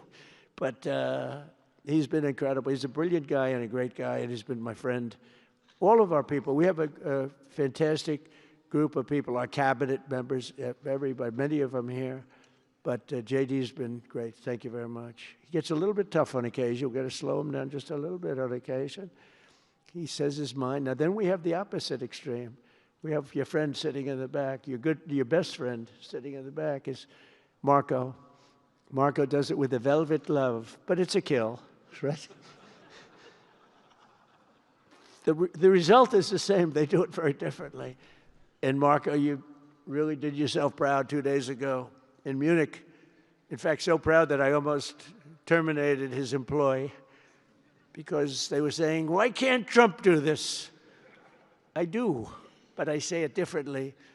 But Marco, don't do any better than you did, please. Because if you do, you're out of here. But no, I want my guys to do great. And the acclaim he's gotten and the acclaim J.D. gets is great. We have smart people. And when you see the representatives there, like Gavin Newsom, he didn't know what he was doing. They didn't even know why. He didn't know why he was there. Or AOC, she was unable to answer a simple question. And she could have said, well, I'm studying it, and I'll report back to you next week. You know, you can get away with that. But she just went, it's actually, I think it could be a career-ending answer, because for 25 years, anybody running against her, I think, Susie, is going to use that little piece of stuff. It was not good. It was not good. That was not a natural. So I want to thank J.D. I want to thank Secretary of State Marco Rubio. They're extraordinary. I want to thank Special Envoy for Peace, Steve Witkoff, who has been unbelievable. You know, I took Steve because I was a developer in New York, really successful, actually much more successful than Steve, but I don't want to say that. I'm not going to say that, Johnny. I refuse to say it. But I saw something in Steve. Steve's a great negotiator. Everybody loved him. All these developers, and they're tough. You know, New York developers tend to be on the tough side. And, you know, most of them hate each other. Like a lot of the people in this room hate each other. You know, it's sort of natural, I guess. But we're bringing love back into the room like the old days. But everybody loves Steve. Every developer, the worst, most evil people, horrible human beings, actually. And they love Steve. So I remember this, and we had some conflicts, to put it mildly, in the world. And I said, Steve, how would you like to be Henry Kissinger Jr. that doesn't leak? I said, are you a leaker, Steve? No. He didn't even know what the word meant, and it's true. I always say Henry Kissinger, who was one of the great leakers of all time, by the way. Richard Nixon said to him, Henry, who's leaking all this stuff? I don't know, Mr. President. It was Henry. It was like, these are little stories I like telling you. But Steve has been unbelievable. Everybody likes him. Ukraine loves him. Europe loves him. Russia loves him. I mean, there's nothing wrong with this. He goes to see President Putin. Didn't know Putin. I set him up a meeting to see. I said, how's Steve doing? Sir, he's still inside. Oh, that was an hour. I called back. Tell Steve to call me when he's finished. I want to find out what the hell is going on. We want to end that war. Sir, he's still inside. 3 hours. 4 hours. They were together for 4 hours, the first meeting. That's talent. And they get along. I mean, people like or don't like Putin or Zelensky. They get along. Same thing with Zelensky. I mean, they all love Steve, and Steve's doing a great job. That's a tough one. That's a much tougher one.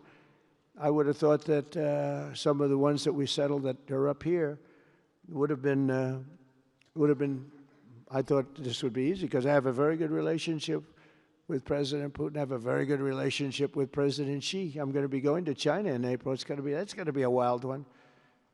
I said, but we have to put on the biggest display you've ever had in the history of China. You know, last time I went to China, President Xi, he treated me so well. He gave me a display. I never saw so many soldiers all the same height, exactly the same height within a quarter of an inch. You can do that when you have 1.4 billion people. You know, lots of shoulders. Everybody was within about 1/8 of an inch the same height. I said, if they put their helmets down, you could have played pool on the top of their heads.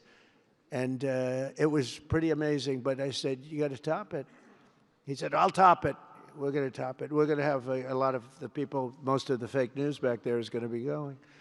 So we have, Steve has done a great job. And then a little bit later on, we brought Jared in. Jared was responsible for the Abraham Accords, which is incredible. Nobody else could have done that. A very smart guy. And we're making Jared an envoy also, envoy of peace. They're both envoys of peace. And you couldn't get two. I tell you what, I watch these two guys. I say, at least we're covered from an IQ standpoint. These two guys walk into a room. And, but people like them both, you know. They're good people. And they like them both. And they've had some very good meetings. They've had some very interesting meetings having to do with, as you know, Iran is a hot spot right now. And they're meeting, and they have a good relationship with the representatives of Iran. And, you know, good talks are being had. It's proven to be, over the years, not easy to make a meaningful deal with Iran. We have to make a meaningful deal. Otherwise, bad things happen. But we have to make a meaningful deal. But they have a great relationship with the representatives of Iran. They have a great relationship with the other one that they're really working on now. Because so many of these, I mean, as an example, Kosovo, Serbia. I did that one. Could you stand up if any of you guys are, when you're here, just stand up for a second. Kosovo, Serbia. Stand up. What a job. Thank you very much. We appreciate it. So good. And you're getting along. And when you don't get along, you'll call me, and we'll get it solved, right? We'll get it solved. Thank you very much. Really good. And then again, Pakistan and India. That was a big one. And just, I think you should actually stand. Come, please. Stand just for a second. Pakistan and India, thank you very much. And I spoke to Prime Minister Modi. He's excited. He's watching us right now. Egypt and Ethiopia. We're going to get that, you know, there's a little dam that got built. Little dam, like maybe the largest dam in the world. Built and financed, of course, by the United States brilliantly. And having a little trouble getting water to the Nile. That's a tough situation, but we're going to get that solved. Armenia and Azerbaijan, we talked about. And again, thank you, fellas, very much. Great job. Great job. Thank you. Cambodia and Thailand.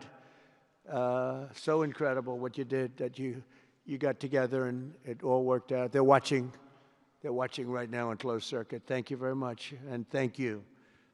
That was a big one, Cambodia and Thailand. These are nasty fighters, I have to tell you. These fighters are nasty. Now we talk about, you talk nasty fighter, you're nice guys compared to this. Congo and Rwanda. That was, and we've got them pretty peaceful. There's little flare-ups every once in a while. I'll get a call once a week. Sir, there's a flare-up in the Congo again. We'll get it straightened out, right, Susie? We'll get it straightened out. And Israel, as you know, with, you could say Israel in numerous countries if you want to really know the truth, but Israel and Iran, and we'll see where that goes. But when you think of Israel, we've done the biggest thing of all. We have peace in the Middle East right now. That's bigger than people said it couldn't be done. For 3,000 years, they've been talking about Middle East. They said it couldn't be done. And you look at what's happened in Gaza. And one of the keys to it was when we took those beautiful magnificent. We just ordered 22 more of them. Updated model. The B-2 bombers are incredible. I never understood the B-2 bomber. I'd watch, it's a wing. And I've never quite understood that, Johnny. I'd look at it, I'd say it was beautiful, but what does it do? It carries very big bombs. And it went into Iran, and it totally decimated the nuclear potential. And when it did, when it decimated that, all of a sudden we had peace in the Middle East because there was a black cloud hanging over the Middle East, and if that wasn't done, that cloud would have been there. And countries like Saudi Arabia, countries like Qatar, countries like, nobody could have signed. You would have had that threat. Nobody could have had, you couldn't have had peace in the Middle East. So now we may have to take it a step further, or we may not. Maybe we're going to make a deal. You're going to be finding out over the next probably 10 days. But this meeting today is proof with determined leadership nothing is impossible. When I took office, the war in Gaza was raging with thousands of people being killed and no end in sight. Today, thanks to unrelenting diplomacy and the commitment of many of the great people in this room, we have 59 countries signed up on Gaza. Think of that. We have, it's amazing. But all the people, many, really so many in this room, the war in Gaza is over. It's over. There are little flames. Hamas has been, I think they're going to give up their weapons, which is what they promised. If they don't, it'll be, they'll be harshly met, very harshly met. They don't want that. All the stuff like they don't mind dying. They told me that's not true. Everyone said, oh, they don't mind dying. No, they don't want to die. They said, we don't want to die. People don't want to die. The ceasefire was held, and every last remaining hostage, both living and dead, has been returned back home. Think of that. That was an impossibility. And we did hundreds of hostages, but the last 20, and I always said to Steve and Jared, I said, the last 20 are going to be very tough, very, very tough. And we got them back. We got the living back, and then we only got about 16 of the dead, and we said, well, you got to get them all. You promised them all. And they dug and dug and dug. You can imagine it's a job that's brutal. And Hamas really did a lot of that work.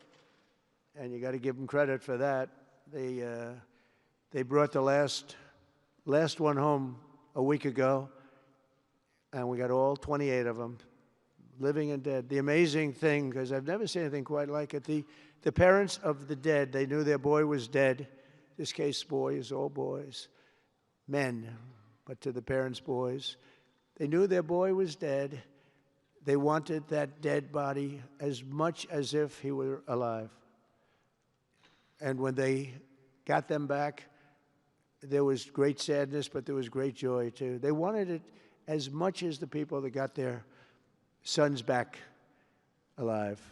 But we got a lot of people before those 20, Steve, what nobody talks about. But, hundreds of people. We did a good job, and you guys did a fantastic job. I want to thank every nation that helped us achieve this monumental breakthrough, saving countless lives, and really bringing peace and bringing the concept of peace, because nobody thought peace in the Middle East. I've always heard peace in the Middle East is impossible, and it's turned out not to be. And we do have some work to do with Iran. They can't have a nuclear weapon. It's very simple. You can't have peace in the Middle East if they have a nuclear weapon.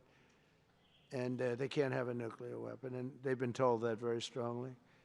Since the hard-won ceasefire of last October, the United States and our partners have facilitated the delivery of vast amounts of humanitarian aid, numbers that nobody's ever seen before.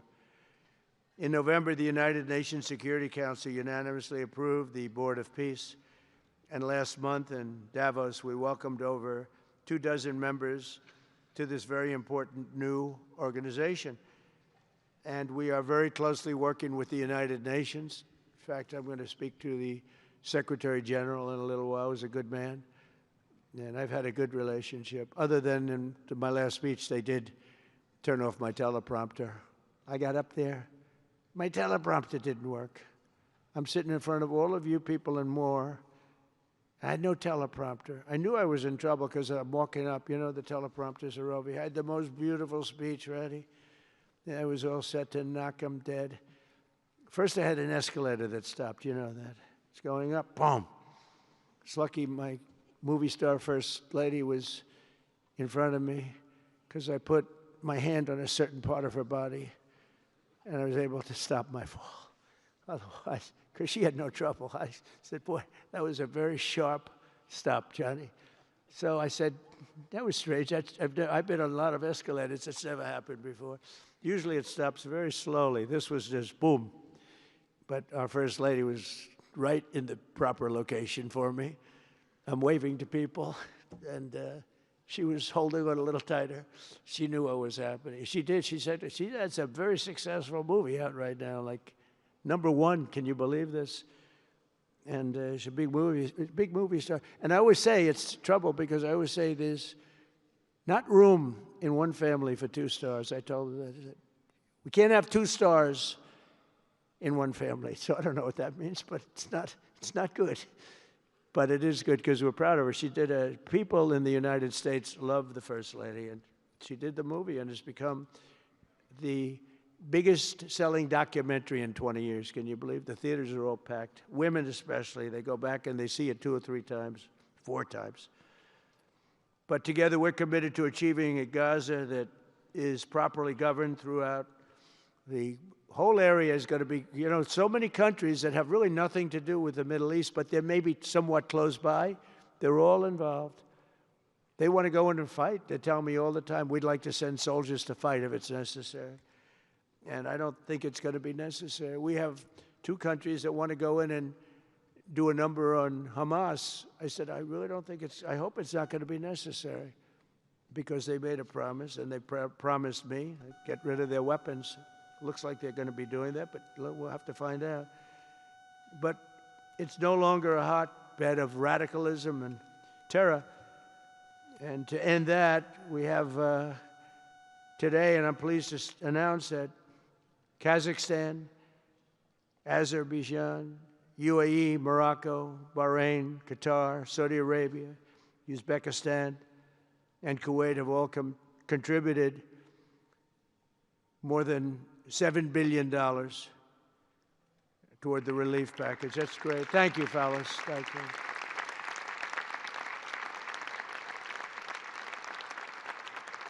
And many more are contributing too, so the numbers are, this just started. This is our first meeting. But every dollar spent is an investment in stability and the hope of new and harmonious.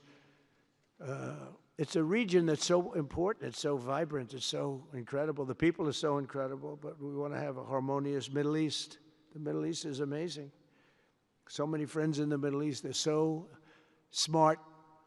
Sometimes they're too energetic. That's a lot of people aren't energetic. Sometimes they're a little bit too energetic. These are great people. The world is now waiting on Hamas, and that's taking place. And it's the only thing that's right now standing in the way. We have Lebanon with certain things that we're working on that are very important. We have to solve the problem of Lebanon, but it's relatively small in terms of what's been done. And again, the key was getting rid of the nuclear potential, because Iran would have had a nuclear weapon based on everything we found out since within 1 month. We can't let that happen. So many of our friends in Europe are attending today, and we're eager to have them become full members. They all want to become full members, and we've had a great response from Europe. And Europe is, it's where I come from, where so many people come from that are in the United States. But we have a great relationship with Europe. We have a great head of NATO. He is a fantastic man, and he's doing a great job, really great job. I'm excited to announce that Norway has agreed to host an event bringing together the Board of Peace. Oh, I thought when I saw this note, I'm excited to announce that Norway, I thought they were going to say that they're giving me the Nobel Prize. Oh, this is less exciting. Oh, it says, I'm excited to announce that Norway, and I'm saying, oh, great, I'm getting the Nobel Prize, finally. Finally, they got it right. But I don't care. I don't care about Nobel Prize. I care about saving lives, just so you understand. We play and we all, do what we have to do. I only have one thing. I don't want to see people killed from parts of the world that are very far away from the United States. And if I have an ability to turn off wars, I want to use that ability, because it's people. Millions of people. It's like the Prime Minister said, 25 million people maybe. And that's a small number compared to what it could have been if you really think about it, right? No, I want to save lives, and I don't care about prizes. And the UN Office for Coordination of Humanitarian Assistance is raising $2 billion for the support of Gaza. Additionally, Japan has just committed to host an aid fundraiser, which would be a very big one. It's already successful. We know some of the numbers that are being talked about, which will be attended by other nations in the region, including South Korea, the Philippines, Singapore, and others. And I know that China is going to be involved, and I think Russia is going to be involved. I think they will be.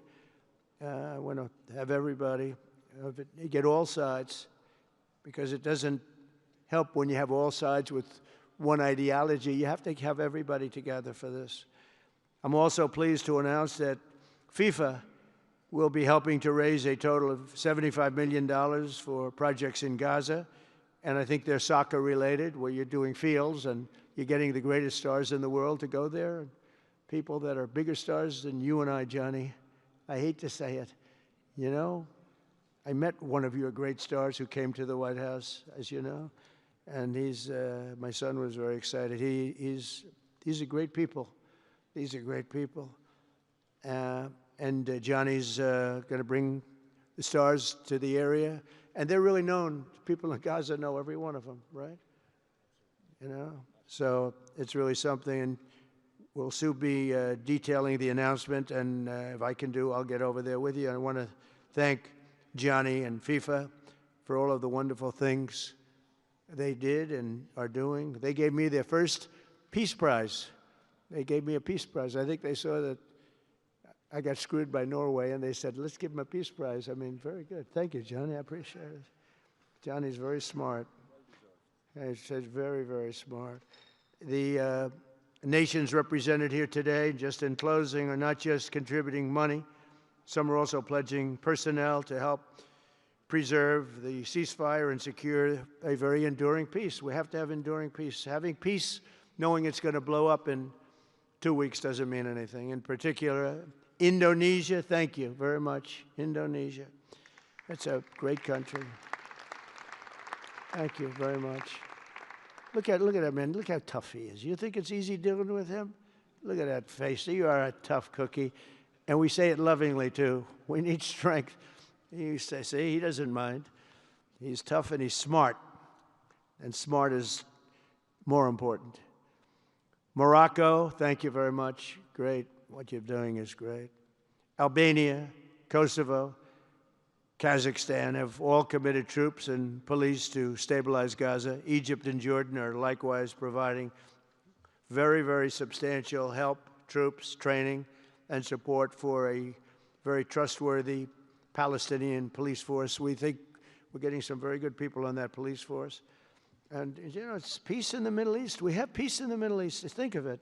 For years you've been hearing about peace in the Middle East, and everybody's saying it's impossible. All of these countries are working together around the vision of a Middle East that is free from the curse of extremism and terror. And now is time. And by the way, even people with extremism and preaching extremism, they're exhausted. They're tired. It's been going on for too many years. I don't care who you are. They're tired. They want peace. And now is the time for Iran to join us on a path that will complete what we're doing.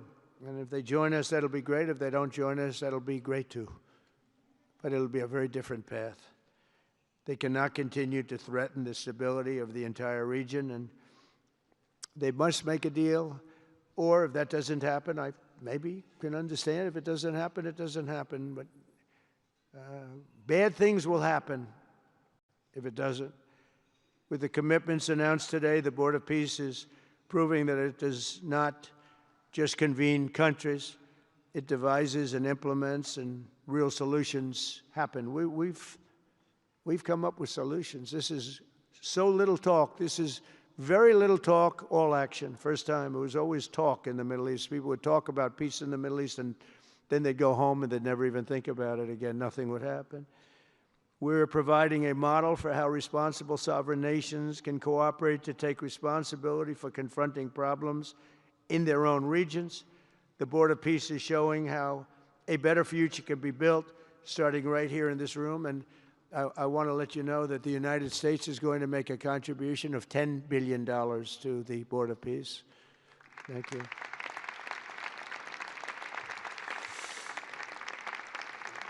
And we've had great support for that number. And that number is a very small number when you look at that compared to the cost of war. That's 2 weeks of fighting. It's a very small number. It sounds like a lot, but it's a very small number. So we're committed to $10 billion.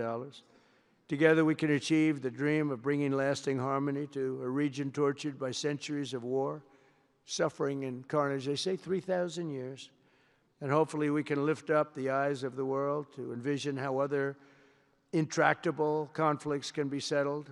So many conflicts, they'd say, are impossible to settle, and we get them settled. We got, of those 8 that we settled, most of them were said to be not settleable. And they not only got settled, they got settled within days. More impossible problems can be solved as we go along this very beautiful path. I think it's a beautiful path. I think it's such an important day. Even the weather's beautiful. We walk in, it's beautiful. Everything's beautiful. But the ancient wounds can be healed, and they are indeed ancient. This has been going on for so many centuries that our entire planet will be a better, safer, more beautiful, and more peaceful place for us all. We're going to be working with the United Nations very closely. We're going to bring them back. I think the United Nations has great potential, really great potential. It has not lived up to potential. The 8 wars, I never even spoke to them about one of them, and I should be speaking to them about all of them. Someday I won't be here. The United Nations will be, I think, is going to be much stronger. The Board of Peace is going to almost be looking over the United Nations and making sure it runs properly. But we're going to strengthen up the United Nations. We're going to make sure its facilities are good. They need help, and they need help money-wise. We're going to help them money-wise. And we're going to make sure the United Nations is viable. And you have some very good people at the United Nations, can do a good job. But as I said, I've said it for years, United Nations has tremendous potential. A lot of people didn't like when I said it. They said, oh, you shouldn't say that because, you know, we don't care about the United Nations. No, it's really very important, and I think it's going to eventually live up to potential. That'll be a big day. So I want to thank everybody for being here. You're my friends. You're great leaders. You're great people. And I can honestly say, you know, you're strong leaders. You're tough leaders in many cases. And every single one that I'm looking at that's right here, I've gotten to know and I've gotten to respect. And really, you're friends of mine. And if I can help you at all, you let me know. But this is going to be something, the Board of Peace will be something that, the likes of which I don't think anybody's seen before. And thank you all very much. It's a great honor. I'm going to ask J.D. Vance to come up and say a few words. Thank you very much.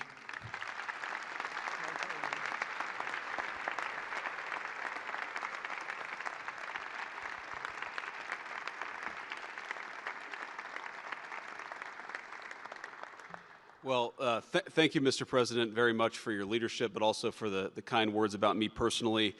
I knew exactly what I wanted to say, but then after the President said that I was so smart and that I didn't want to repeat our Congresswoman who froze for 20 seconds over in Munich, now I'm tempted, sir, just to freeze for 20 seconds and just stare at the cameras, and maybe they'll say nice things about me like they do about Congresswoman Cortez.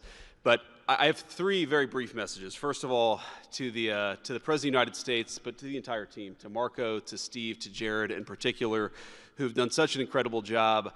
I think what this Board of Peace represents is a recognition that if you actually have a President of the United States and a team that's committed to diplomacy, it can actually work. When I look at what happened to Israel on October the 7th, all those innocent people who were murdered, the fact that you had all of these hostages, and of course, a terrible war that came from it, I remember thinking to myself, how is it ever going to be possible to get these hostages home safely, to make it possible for the people of Gaza to actually have a reasonable future, but also to ensure that Israel is never attacked again? It turns out the answer was you just needed a president who was committed to the effort and committed to the work, and that's what we had, thankfully, under the leadership of this president. And you got to make peace, but then you have to make the peace stick. And that brings me to my second point. That's what the Board of Peace, I think, is fundamentally about, is making the peace stick. And it's an incredible thing that you guys have all done. So to all of the leaders gathered here today who are investing in the future, who are investing in peace, we're grateful to you. We're grateful for your partnership. And in particular, I think to the President of Azerbaijan and the Prime Minister of Armenia, who I just saw last week, thank you all for making it possible and for showing what real leadership can accomplish. When you set aside weapons and killing and destruction and invest in your people and invest in prosperity, it can create great things. So thank you both for what you did. I think it showed great leadership. And finally, to the American people, I think it's important that the American people recognize why we're here today. And the reason that we're here today is, yes, to save lives and yes, to promote peace, but this creates incredible prosperity for the American people. The countries represented here represent trillions of dollars of investment in the United States of America that would not have been possible without this president's leadership and advocacy for peace. The economies here represent millions of American jobs of people who are receiving products built in American factories and made by American workers would not be possible without a focus on peace. So, Mr. President, while I think this is great for the world, I also think it's really, really great for the United States of America, so we're looking forward to the partnership.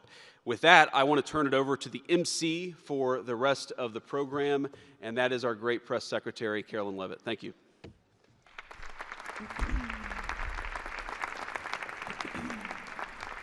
Well, congratulations, Mr. President and Mr. Vice President, for convening the first ever Board of Peace meeting, and we will now hear from our Secretary of State, Marco Rubio.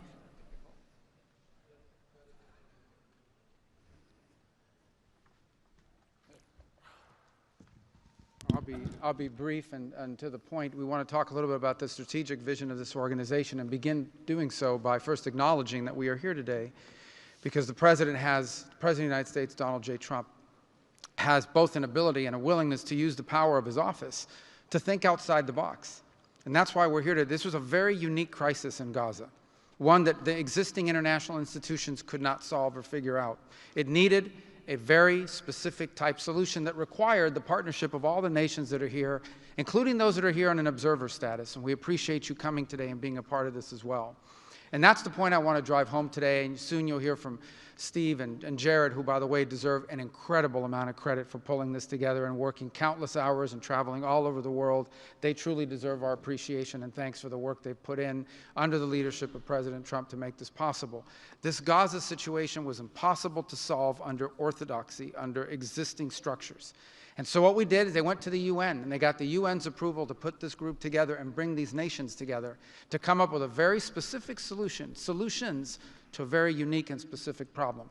We have a long ways to go. There's a lot of work that remains. It will require the contribution of every nation state represented here today, and we thank you for being a part of it. And we hope that this can serve as a model for other complex and difficult situations so they can be solved in the same way. But right now the focus is on this one. We have to get this right. There is no plan B for Gaza. Plan B is going back to war. No one here wants that.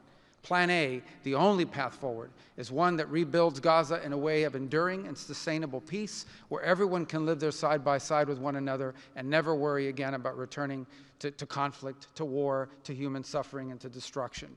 And again, Mr. President, thank you for having the vision and the courage to pursue something that has never been done before, and we're not done yet. And thank you to Steve Witkoff and Jared Kushner for the time and the work they put into this. And thank you on behalf of the State Department and the U.S. government to all of the nations that are here. Every one of you is indispensable, including our observer partners, who we hope can find your way to join us at some point as officially part of this. But we are grateful for the fact you're here today and the contributions you've made already. Thank you.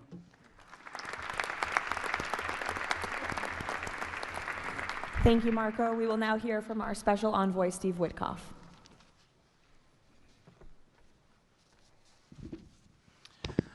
Thank you, everybody, for being here. I don't know if we ever believed that this was possible when we first started envisioning a Board of Peace, but of course, under the President's indispensable leadership, and it begins with that. It begins with President Trump's leadership and his direction.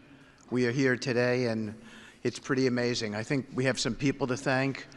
We had an amazing partnership between the mediating countries, Qatar, Egypt, Turkey, Prime Minister Mohammed, You are an exceptional human being. You really are. Ali, thank you for everything you did. That's you right over there, Ali. Wherever Hakan is, Hakan, you were amazing.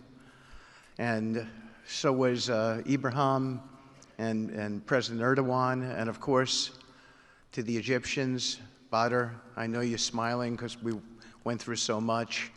And General Hassan was amazing. We all became friends here. And Prime Minister Sisi, President Sisi, pardon me, and so many others. But our team, JD, your insight, your counsel, and Marco, you're an amazing secretary, and it's a privilege to work for you. And Jared, you are my dear friend and the best partner I ever had. You are an amazing person. But Mr. President, it is my greatest honor to work for you. It is the blessing in my life. I've had many blessings. I don't have to be a practicing lawyer anymore, but this is my greatest blessing. But I also have to mention one other person who is important to this discussion. Oh, the Israelis, I forgot. Prime Minister Netanyahu. Without him, much wouldn't have been accomplished as well. And that's really important that we acknowledge him here today, and Ron Dermer. But a person who doesn't care much about the acclaim, we have to acknowledge too, and that's you, Susie. Because I would come back and you would say to me on every trip, what can I do for you? This matters. And you are an inspiration for all of us. So I thank everybody, and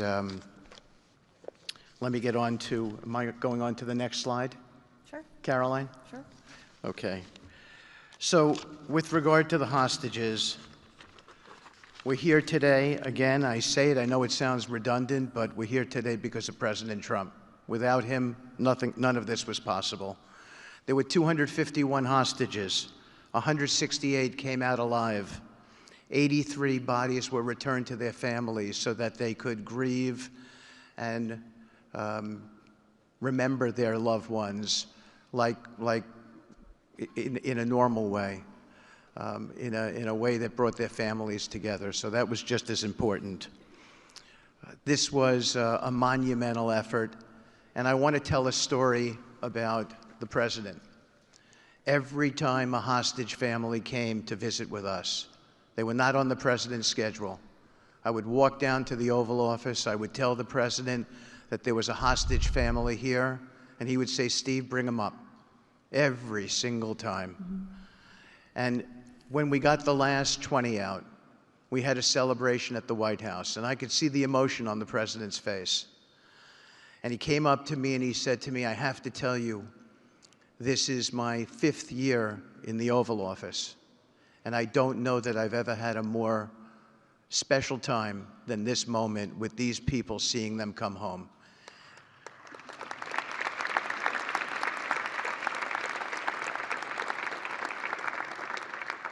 And I said to the president, you have to look around because none of them would be home without you, sir. None of them. So I only want to tell you, Mr. President, you gave me my greatest honor to work on this, on this effort, and I thank you.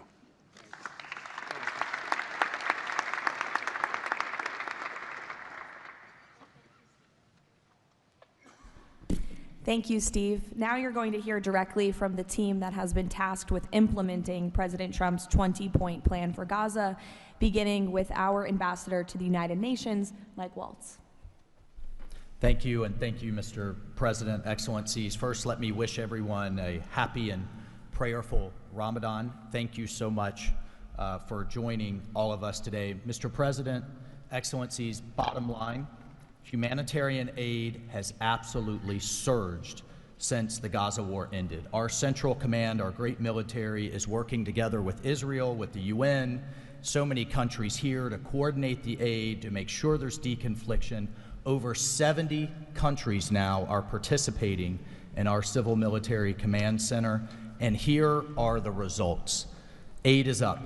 4,200 aid trucks have entered Gaza each week for 13 consecutive weeks, the longest stretch of high-volume assistance to Gaza in years. Diversion is down significantly from prior to the ceasefire, with less than 1% diverted this month.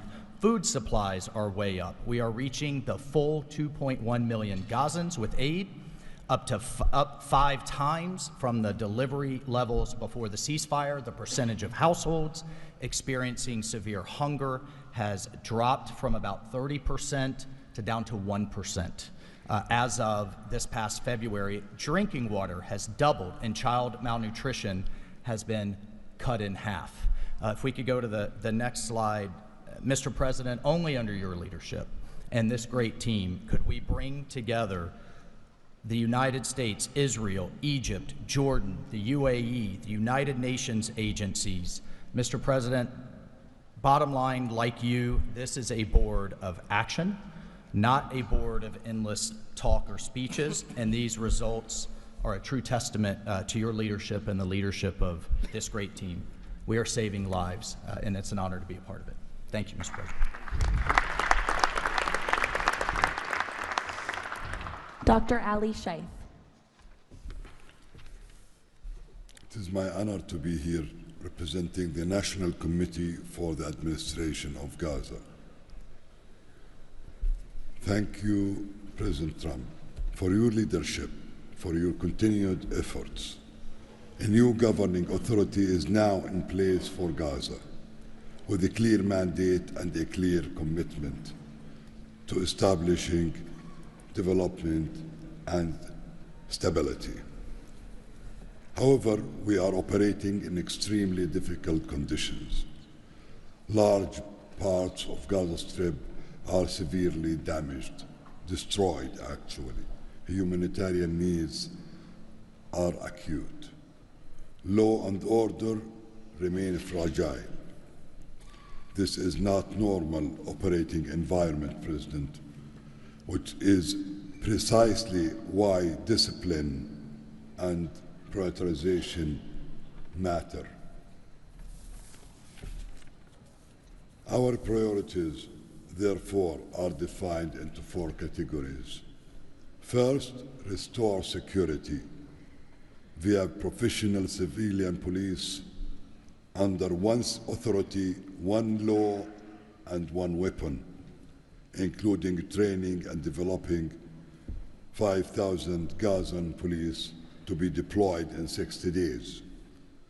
Secondly, revive economic activities and livelihoods, creating decent jobs, especially for our young population. Thirdly, ensure sustainable emergency relief as described earlier. Fourthly, restore basic services including electricity, water, health and education, and last but not least, is access and movement. Our mandate is simple, President, step by step to build the foundation for lasting peace, dignity and prosperity for the people of Gaza. And this is where we count on your continued leadership and support. Blessed the peacemaker. Thank you.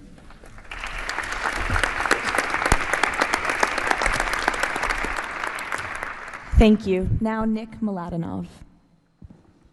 Thank you, Caroline, and thank you, Mr. President.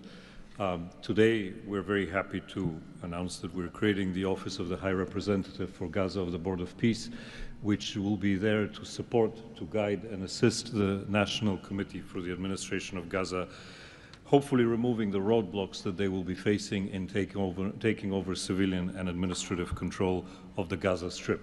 We plan to work in full transparency under the guidelines of and supervision of the Board of Peace and the Executive Board. And of course, we will do that in great coordination with the Israel and with the Palestinian institutions, who we both require to make this work on the ground. And certainly with my very good colleague here, General Jefferson, the International Stabilization Force that is coming together. Mr. President, if I can actually use the opportunity to announce some breaking news that as of this morning, we started the process of recruiting Palestinian police force that Ali was just referring to. And just in the first few hours, we have 2,000 people who have applied to join a new transitional Palestinian police force to be formed in Gaza under the authority of the National Committee with the support of the Board of Peace, trained in Egypt, where we have received an excellent proposal of how to do that forward. And this is critical to what we need to do as we begin this process. And if we may move to the second slide. It is this Palestinian security force under the authority of the National Committee for the Transition Period that will allow us to ensure that all factions in Gaza are dismantled and all weapons are put under the control of one civilian authority. The only way to do that is the full implementation of the 20-point plan and the UN Security Council resolution, which binds us all to make sure that that is the way forward. We have now a fully agreed framework with the mediators on how to do this, and I thank very much the state of Qatar, Egypt, and Turkey for their excellent support in this. We now need to move forward on communicating it and negotiating the details of the implementation plan with the factions on the ground. But rest assured to all of you that we're on the right track, and if I can ask one thing of all of us, is to make sure that we have one message. There is no other option except the full demilitarization and decommissioning of all weapons in Gaza for reconstruction to begin and for people to have a new way of life going forward. Thank you.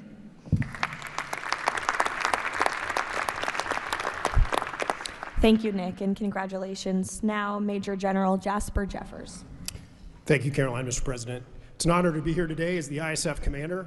The ISF will do two things: stabilize the security environment in Gaza and enable civilian governance as established by the National Committee. For the last few months, we've had a team on the ground of U.S. military experts preparing the infrastructure for the ISF. This team's already operating from a combined joint operations center that's going to be the headquarters for the entire ISF. As you can see on our map, our plan is for the ISF to be assigned in 5 different sectors, each sector receiving 1 ISF brigade. In the short term, we plan to deploy to the Rafah sector first, in addition to the training of police.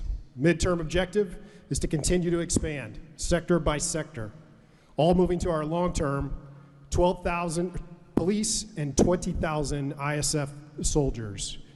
I'm incredibly pleased to announce today that the first 5 countries have committed troops to serve in the ISF: Indonesia, Morocco, Kazakhstan, Kosovo, and Albania.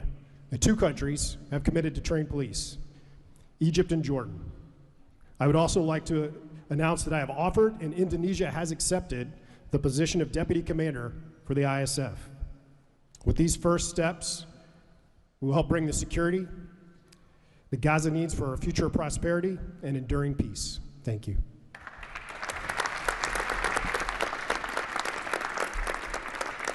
Thank you, Major General. Mr. Tony Blair.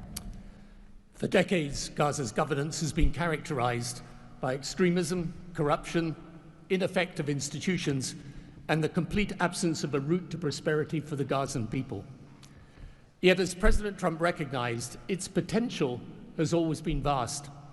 25 miles of Mediterranean coastline, proximity to great regional and global markets, and a young, dynamic population with a median age of 19. So today we set out profound changes necessary to rebuild Gaza for Gazans.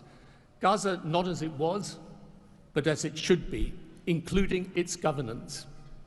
Effective public institutions serving the people, a business environment where enterprise flourishes, an education system educating the young for tolerance and achievement, and a tech-enabled society making the most of the digital revolution. This is a vision of Gaza as part of a Middle East at peace, not a phony piece of declarations no one means and agreements no one intends to keep, but a genuine commitment to a region where, whether you're a Muslim, Jew, Christian, of any faith or none, you can rise by your own efforts and feel your government by your side, not on your back. That is the vision behind President Trump's 20-point plan for Gaza, and it remains the best, indeed the only hope for Gaza, the region, and the wider world.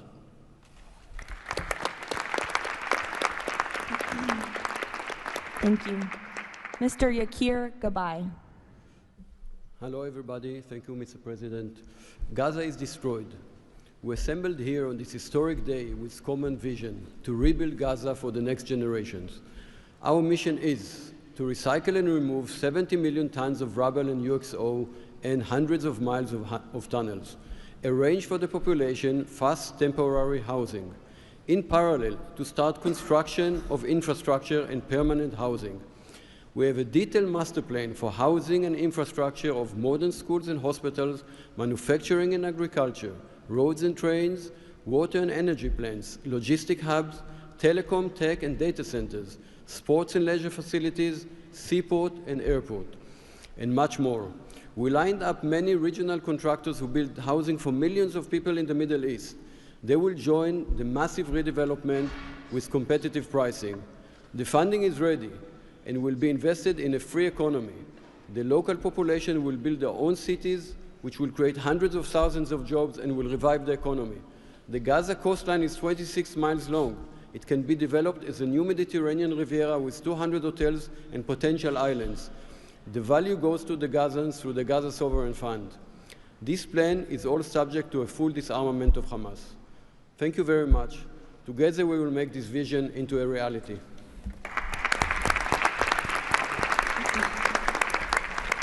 Thank you. Mr. Liren Tanmin. When we asked the NCAG what Gaza needs to unlock its potential, the answer was clear. Reconnect Gaza to the world, digitally and economically, and replace corruption with an open, tax-free system. Gaza was once a vital trade hub between Asia and Europe. Reconnection is a return to its roots. Even the word gauze comes from Gaza, where silk was woven and exported to Europe. So, we brought together Palestinian, Arab, and American partners to deliver practical solutions. By July, Gaza's 2G network will be upgraded with free, high-speed access to essential services.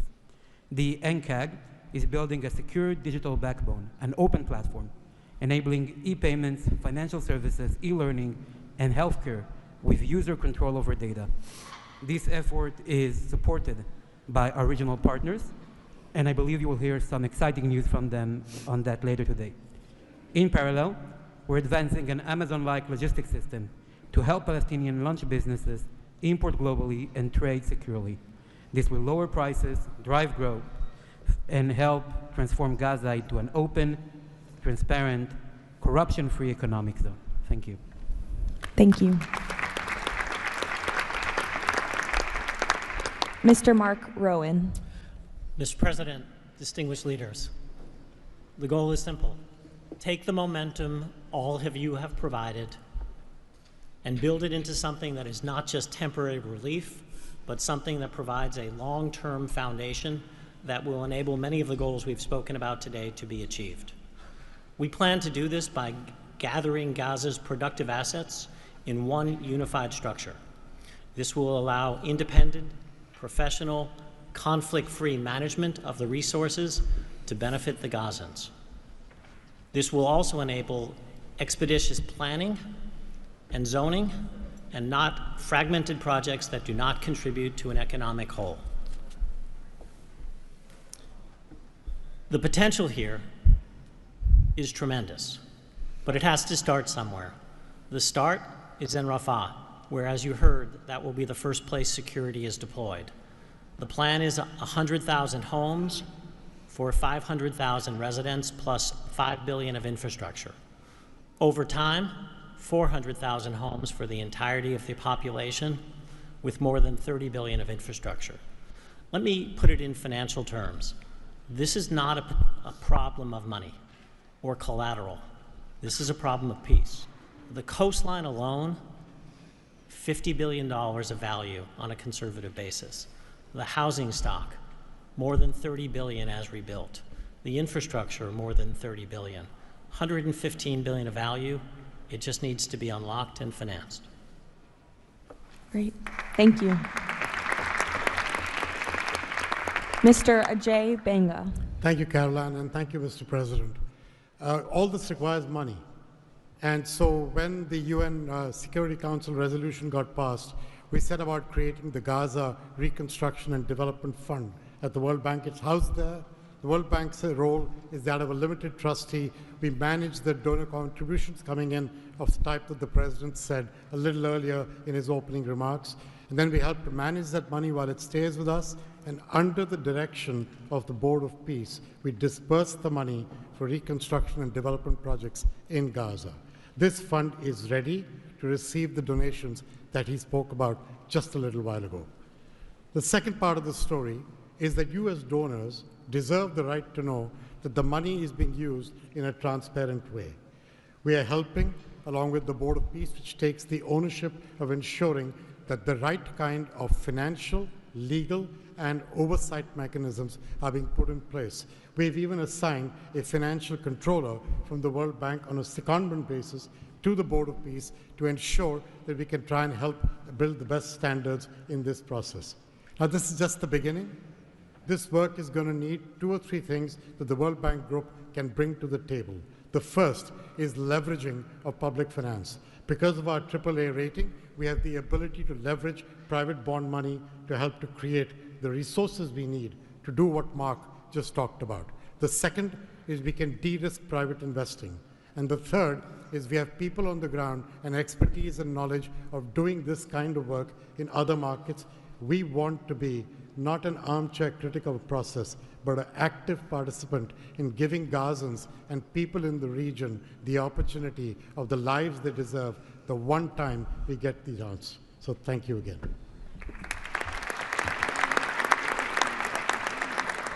Thank you all for your tremendous work. Before we turn it over to many of the distinguished leaders who are here today, we are going to hear from Mr. Kushner to talk about the future of the Board of Peace.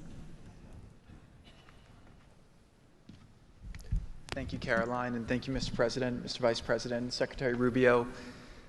We cannot change the past, but I think that what you're seeing today is that we can potentially change the future if we focus and do this in the right way. We tried to structure this meeting like a proper board meeting, like we do in the private sector, where we have all the preparation, we get the right people together, and we really report on what our challenges are, what the opportunities are, and what are the approaches. What you've seen today is just a small sample of the work that's been done, and I really want to thank the entire team that's worked so hard at this.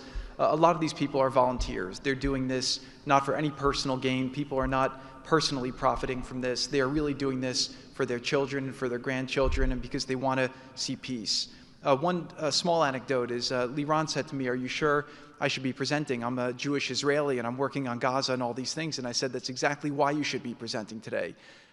If Jews and Muslims work together, Israelis and Palestinians with Americans and English and Bulgarian and people from all around the world, then we can kind of join on a common goal, which is peace and togetherness, and that's really what we've done. I want to thank President Trump. I remember working with you on your first foreign policy speech in 2016 that you gave at the Mayflower Hotel, and at the time, those ideas were considered to be very, very radical. What I saw as somebody who didn't have any foreign policy experience were just common sense ideas. Why can't the world be better? Why can't there be peace? Why can't there be more prosperity for all people in all ways? And I think over the last decade, you really have changed the way that the world thinks about a lot of these things. And I think that this organization is bringing a new approach and new ideas and new people together in order to effectuate it. I'd really like to thank all the countries that joined on very early. I see this as a very self-selecting group of countries that really believe that the future can be different and wanted to join in partnership and put their reputations and their resources and their time and their ideas on the way to say, these are the challenges we're putting into that we're solving in our own countries. We want to come with new ideas because we've achieved success and we believe that the world can be better in that regard. So I don't have to go through these slides in great detail, but we've secured today, even without the president's amazing commitment, over $7 billion. As Mark said, we don't really have a resource issue here, although we are going to need everyone's support. We just need to be executing and doing this in a good way. We've dealt with the humanitarian issue. We've returned the hostages. But the one final thing I just want to talk about as well from our perspective is that the President Trump in his heart wanted to get the hostages home, but he also really wanted to help the people of Gaza. He saw the suffering that they were enduring, not through fault of their own, because of the bad leadership that they had, the situation they were born into. The war was a horrific, horrific situation. And I think through this process, thanks to Ali and the committee, we are now here to fully support the committee. We are here to help the people of Gaza, to lift them up and give them every opportunity to succeed. And we really see this as a partnership with them and with the Israelis to see if we can create an environment that can be peaceful, that can be functional, that can offer people the opportunity to really live a better life. And I think you've seen some of the work today, and hopefully we'll be successful. Like I said, the last one, failure is not an option, and we have to really push forward and keep finding ways to succeed with this. So really thank you, President Trump, Vice President Vance, and Secretary Rubio, and obviously Steve, who's been, like he said about me, I feel just about him. Working through all these challenges has been an absolute honor and a pleasure with you, and I've really been very lucky to have your partnership. So really thank you all, and I'll give back to Caroline. Thank you. Thank you, Jared. The war Hamas began has left. The war Hamas began has left Gaza in ruins. Yet from these ruins, a new future will rise. President Donald Trump unparalleled achievements in just a few months. The United States, together with key regional and global partners, has signed the 20-point Gaza Peace Plan, a blueprint for security, peace, and prosperity. All the hostages returned, the living ones to their homes and the deceased to burial. Ceasefire is stable, and the killings from both sides reduced by 99%. The United Nations Security Council approved the establishment of the Board of Peace chaired by President Donald Trump, a governing body dedicated to providing security, infrastructure, and homes for Gaza's people, ushering in the new dawn for Gaza. The new Palestinian Technocratic Government of Gaza, the NCAG, was elected with consent of all parties, including the Palestinian factions, Israel, and the Arab countries. Rafah border crossing with Egypt was open. The NCAG will secure the disarmament of Gaza to ensure one authority, one law, and one weapon. The United States and its partners, in coordination with the World Bank, are pledging billions of dollars to rebuild Gaza. Safe areas are being established in Rafah and later across the Gaza Strip, where families can receive shelter, food, health care, and education. In Rafah, Gazans will build their first new city. The NCAG, with the Board of Peace, will expand development across the entire Strip, employing hundreds of thousands in reconstruction and business activity. Transportation, water, and energy systems will be restored, and a modern economy will begin to emerge. Children will return to classrooms with a curriculum that promotes tolerance, dignity, and peace. Our goal by year 3, Rafah fully rebuilt, unemployment curbed, and Gaza connected to the world through an Abrahamic gateway, linking it with Egypt, Israel, Jordan, Saudi Arabia, the UAE, and extending to India and Europe. By year 10, Gaza will be self-governed, integrated into the region with thriving industries and housing for all. This is the framework for Gaza's rebirth: secure, prosperous, and peaceful.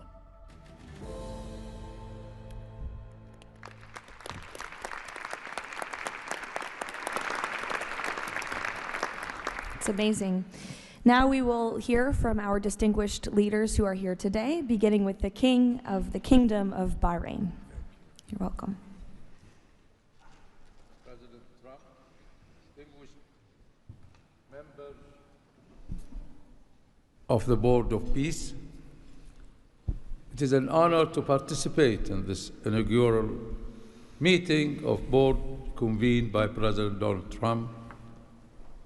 I take this opportunity to extend my heartfelt congratulations on this worthy and timely initiative.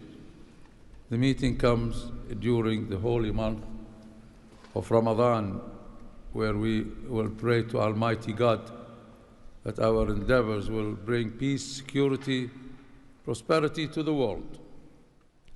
As a founding member of the Board of Peace, the Kingdom of Bahrain recognizes and endorses the tremendous potential of this body, the extraordinary drive of its chairman, and his sincere efforts to unify nations in our common objectives of fostering and enduring peace for the Middle East.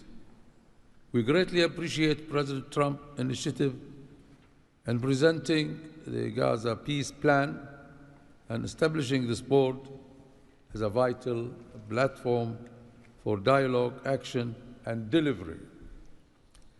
As we embark on this historic journey together, we urge all peace-loving nation organizations and groups to actively engage in the successful implementation of the second phase of the Gaza Peace Plan.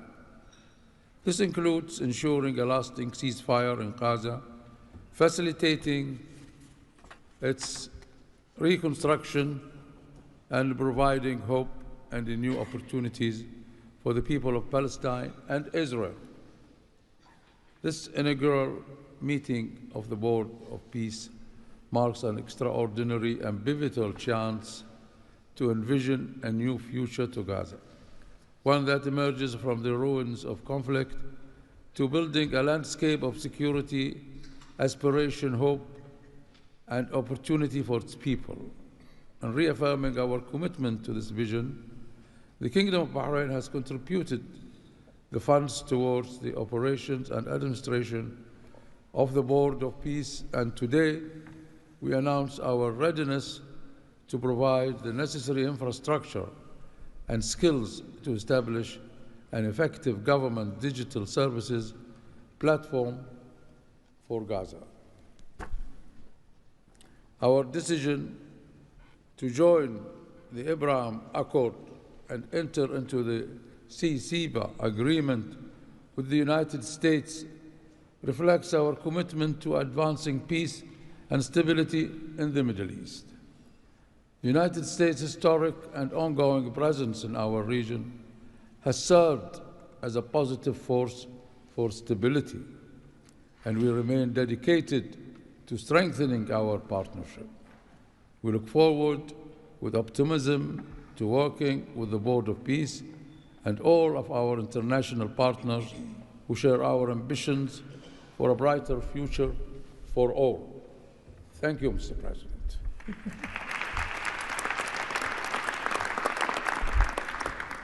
Next, the President of the Republic of Kazakhstan. Dear Mr. President, ladies and gentlemen, our meeting here at the Donald Trump U.S. Institute of Peace comes at a moment when decisive and pragmatic actions matter most. In fact, it's about making durable peace through practical, target-oriented measures, but not through endless conferences with wishful resolutions. Mr. President, your clear vision and far-sighted approach to promoting global peace and stability has inspired my country to join the Board of Peace. The Board of Peace is widely expected to respond directly to new realities by reinforcing existing multilateral efforts. The world has never seen a move like this. It is absolutely unprecedented because, in essence, peace through construction is a very innovative concept or project, and it has every chance to become a reality by our joint efforts. Therefore, Mr. President, I acknowledge and accept your conviction that lasting peace must be built on concrete actions. As our first step, we are ready to contribute a significant amount of cash finance directly to the Board of Peace without any delay. Kazakhstan is also keen to be part of the restoration and construction process through international companies with strong credentials. The program, mostly funded by our government, may include the construction of infrastructure, housing, residential complexes, schools, hospitals, and other important civilian facilities, as well as the rubble clearance. We pledge to fully accomplish our financial commitment toward the board. As one of the world's major producers of wheat, Kazakhstan is ready to provide humanitarian assistance to enhance food security in Gaza and beyond. Kazakhstan plans to provide 500 scholarships to Palestinian students to pursue academic programs in our universities over a 5-year period.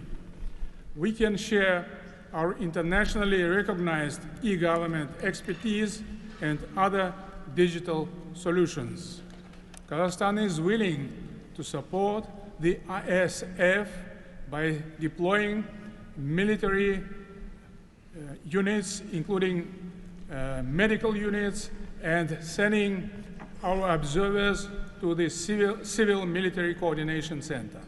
Sustainable development in the Middle East requires new ways to promote peace, cooperation, and trust across the region.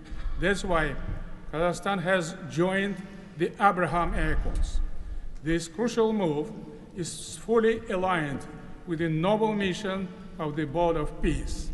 Both of them may constitute a solid basis for joint efforts to promote peace and security in the Middle East and to foster economic, humanitarian cooperation in the region and even beyond. Given the global nature of the board's agenda, Kazakhstan is committed to providing practical support, including through hosting meetings at different levels and scales. I also would like to propose to establish a special President Trump's Award of the Board of Peace to recognize his outstanding peace-building efforts and achievements. I am confident, Mr. President, that under your strong leadership, the Board of Peace will successfully deliver its great, noble mission. Thank you. Next, the President of the Republic of Uzbekistan. Уважаемый господин президент Трамп, ваше превосходительство, позвольте выразить искреннюю признательность президенту Соединенных Штатов Америки Дональду Трампу за созыв инаугурационного заседания Совета. Несомненно, сегодняшний саммит – это результат политической воли и прагматизма президента Трампа. Узбекистан поддержал миротворческую инициативу о создании Совета мира и твердо заявил о намерении принять практическое участие в ее успешной реализации. Убежден, что работа Совета позволит сформировать благоприятную обстановку для экономического и социального восстановления сектора Газа. При этом любой механизм внешнего управления должен непременно опираться на внутреннюю поддержку населения сектора. Скоординированные усилия всех сторон позволят обеспечить устойчивость постконфликтного процесса и создание условий для скорейшего восстановления Газы. Подчеркну, что Узбекистан готов внести посильный вклад в возведение жилых домов, детских садов, школ и больниц. Уважаемые друзья, символично, что нынешний саммит проходит в Институте мира имени Дональда Трампа. Наша встреча является ярким проявлением международной солидарности, миротворчества и общего стремления к улучшению ситуации на Ближнем Востоке. Мы должны использовать эту историческую возможность для построения новой Газы с процветающей экономикой и достойными условиями жизни для всего населения. Благодарю за внимание.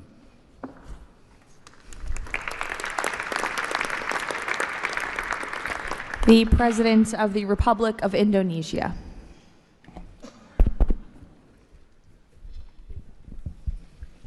President Trump, distinguished delegates, Indonesia, from the first day that we studied President Trump's 20-point plan, we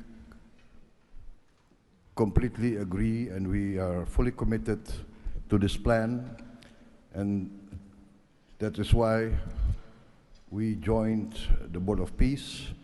We are committed to its success. We know there will be a lot of obstacles, there will be a lot of difficulties, but we are very optimistic with the leadership of President Trump. This vision of real peace will be achieved.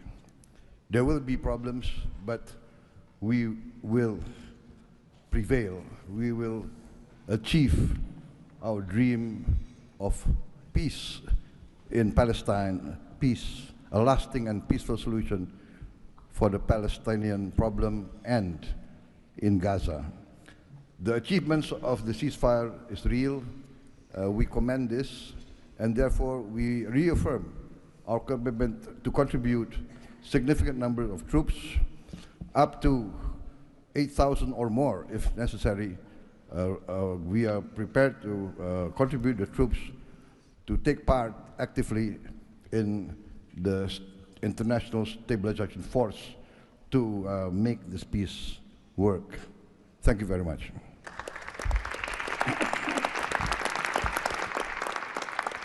The President of Romania. First of all, President Trump, thank you for convening this very important meeting, and thank you for your involvement and leadership for the peace plan in Gaza, a peace plan that has been comprehensive and stable, and also for your efforts and results in other parts of the world. I think everyone desires peace, stability, prosperity in Gaza, but the question is how to act for, and it's why this meeting and this format is important. What Romania can do, first, on the humanitarian situation, we can increase the number of flights in order to extract children with disease and to treat in Romanian hospitals. We've done already, and we can do for 1,000 children and 4,000 family members. Secondly, we had a good expertise in emergency response system like ambulance, fire systems, and we can help in order to rebuild that system, and we can donate some equipment. Third, we are already offering some scholarships for Palestinian students, and we can extend the program, and we can help also to rebuild, refurbish the schools in Gaza. And fourth, I think the most important, we had also some expertise. We can help to rebuild the institutions, like police, like justice, like public administration. We have done that in other parts of the world, so we have some expertise. We can contribute with experts, with trainers. And also it's important to say that we have traditionally good relation with the Jewish people and with the Palestinian people, so it will help. So we can count on us. Thank you. The Prime Minister of the Republic of Albania. Thank you for inviting me to be part of this journey, Mr. President. The fully aligned bipartisan vote of support this initiative received in our parliament speaks for itself about how honored Albania is to be a founding member of this new organization. Many in Europe say the Board of Peace is meant to substitute the United Nations. It does not look to me like an attempt to replace the UN, but if it helps shake that agonizing giant and inshallah wake it up, then God bless the Board of Peace. Mr. President, we commend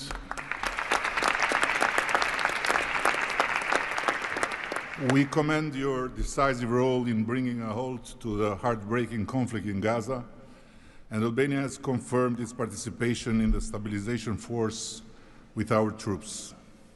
At the same time, I propose that this board invite all countries to contribute directly by building a dedicated public facility for Palestinian children, and in doing so, the world would help the children of Gaza, who are the most innocent hostages of the lunacy of Hamas. to grow within the tangible presence of the largest chain of hands humanity has ever joined together, by not only putting the money, but bringing their own architects in this, so the world will transform an wound of history into an oasis of hope, where compassion takes concrete form and the future is shaped around those who deserve it most, the next generations of Palestinians. Albania will be privileged to stand in that chain. Allow me very briefly to draw your attention to another open conflict closer to home, where President Trump's leadership during his first term brought Kosovo and Serbia closer than ever to a final peace agreement. The president of Kosovo was then brutally prevented from traveling to the White House to sign that agreement in the presence of President Trump. And this was the doing of the very same Sicario prosecutor that went after President Trump himself, and for that became worldwide famous.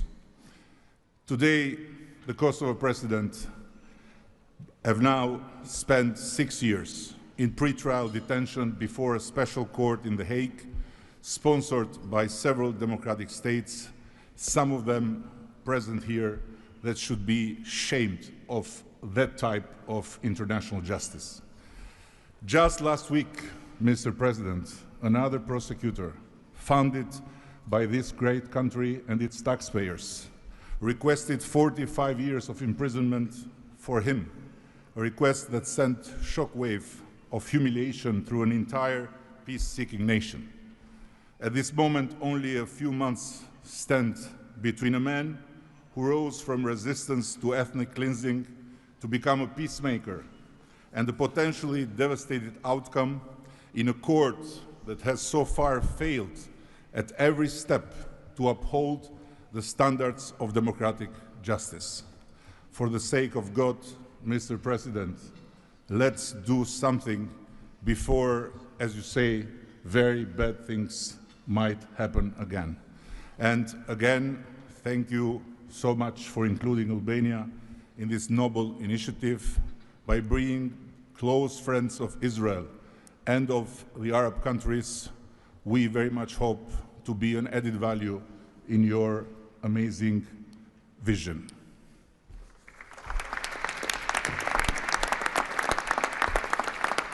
Next, the Prime Minister of Egypt. Your Excellency President Donald Trump, distinguished participants, I thank President Trump for convening this meeting. His Excellency's direct involvement and commitment to promoting peace in the region has been instrumental in achieving an end to the conflict in Gaza, which was previously considered untenable. Egypt supports President Trump's vision to usher in a new era of peace and coexistence among the people of the region, in which the Palestinian people enjoy the rights to self-determination and statehood, in accordance to relevant international resolutions. Egypt also appreciates President Trump's firm position on rejecting the annexation of the West Bank. Egypt supports the mandate of the Board of Peace as a principal framework for governing the transitional period in Gaza. It is necessary to fully empower the National Committee for the Administration of Gaza to function effectively from within and throughout the Strip. Also, preserving the institutional and geographical link between the West Bank and Gaza is vital for the Palestinian Authority to eventually resume its role in Gaza. Within the framework of Egypt's support to President Trump's plan, Egypt will continue its effort to train Palestinian police personnel to maintain security within the Strip. Egypt values President Trump's position rejecting the deportation of the Palestinian people from Gaza as reflected in the 20-point plan, and stresses the importance of initiating early recovery projects in the whole of the Strip in a manner that preserves its geographic unity. Let us consider today's meeting as an initial step in advancing these objectives. Again, thank you, Your Excellency President Trump. Thank you. The Prime Minister of the State of Qatar. Thank you. Mr. President, distinguished members of the Board of Peace, thank you for convening this meeting under the banner of peace. Qatar reaffirms its commitment to the Board of Peace as it was committed to the very first day of the mediation efforts. From that day until the end, when we have witnessed in that historical moment in Sharm el-Sheikh the signing of this agreement together with our partners. For decades, this conflict has burdened our region and the world, and our responsibility remains to achieve a just and lasting resolution. The board, under the President Trump leadership, will advance the full implementation of the 20-point plan without delay, ensuring fairness and justice for both Palestinians and Israelis. In this spirit, Qatar pledges $1 billion in support to the board mission aimed at reaching a final resolution that fulfills Palestinian aspiration for the statehood and recognition, and the Israeli aspiration for security and integration. We will also continue our humanitarian coordination together with our UN partners and the Board of Peace. Thank you very much. Thank you. The Deputy Prime Minister and Foreign Minister of the UAE. Mr. President, thank you for gathering us today. I really hope that the beginning of Ramadan will give us all guidance towards peace, coexistence, and living in prosperity with each other. Mr. President, just over 5 years ago, you with your friend, my president, Sheikh Mohammed, and the Prime Minister of Israel launched the Abrahamic Accords. And since then, we've managed not only to work with you, with Israel, towards a better future for the region, but even when October 7th took place, the UAE managed to work with Israel in providing, since the war started, almost $3 billion of assistance to the Palestinian people in Gaza. Today, Mr. President, the UAE announces a further $1.2 billion for supporting Gaza through the Board of Peace, which I'm delighted that I've been working with so many friends like Steve and Jared, Secretary Rubio, who's been so inspiring in so many other ways, on so many other fronts, and looking forward working with him for in the future. And Mr. President, if it wasn't for your support, I think this board would not have been gathered. We would not have had the meeting in New York to end this war, when you gathered 8 leaders of the region to end this war. So, Mr. President, during Ramadan, we pray for your success. Thank you. Thank you. The Minister of Foreign Affairs of the Kingdom of Morocco. Thank you. Mr. President, His Majesty King Mohammed VI welcomes and supports your vision and leadership to foster peace and prosperity around the world, and in particular in the Middle East. Thanks to your peace plan for Gaza, a ceasefire was achieved, a tragic war was ended, lives were saved, and a pragmatic and forward-looking approach to rebuild Gaza was crafted. Today, as a committed founding member of the Board of Peace and upon instructions of His Majesty King Mohammed VI, Morocco is pledging the following in honor of the President Trump's visionary peacemaking. 1, Morocco has already made the first ever financial contribution to the Board of Peace. 2, Morocco is ready to deploy police officers and train policemen from Gaza. 3, Morocco will deploy a high-ranking military officers to ISF Joint Military Command. 4, Morocco will deploy a military field hospital. 5, Morocco is ready to lead a de-radicalization program to fight hate speech and promote tolerance and coexistence. To conclude, allow me, Mr. President, to briefly highlight 4 elements. The conditions set in phase 2 of the your 20-point plan should be met for the success of our action. Preserving stability in the West Bank is crucial. The Palestinian ownership is important through legitimate institutions. Lastly, you are, Mr. President, the only leader able to bring peace to the Middle East.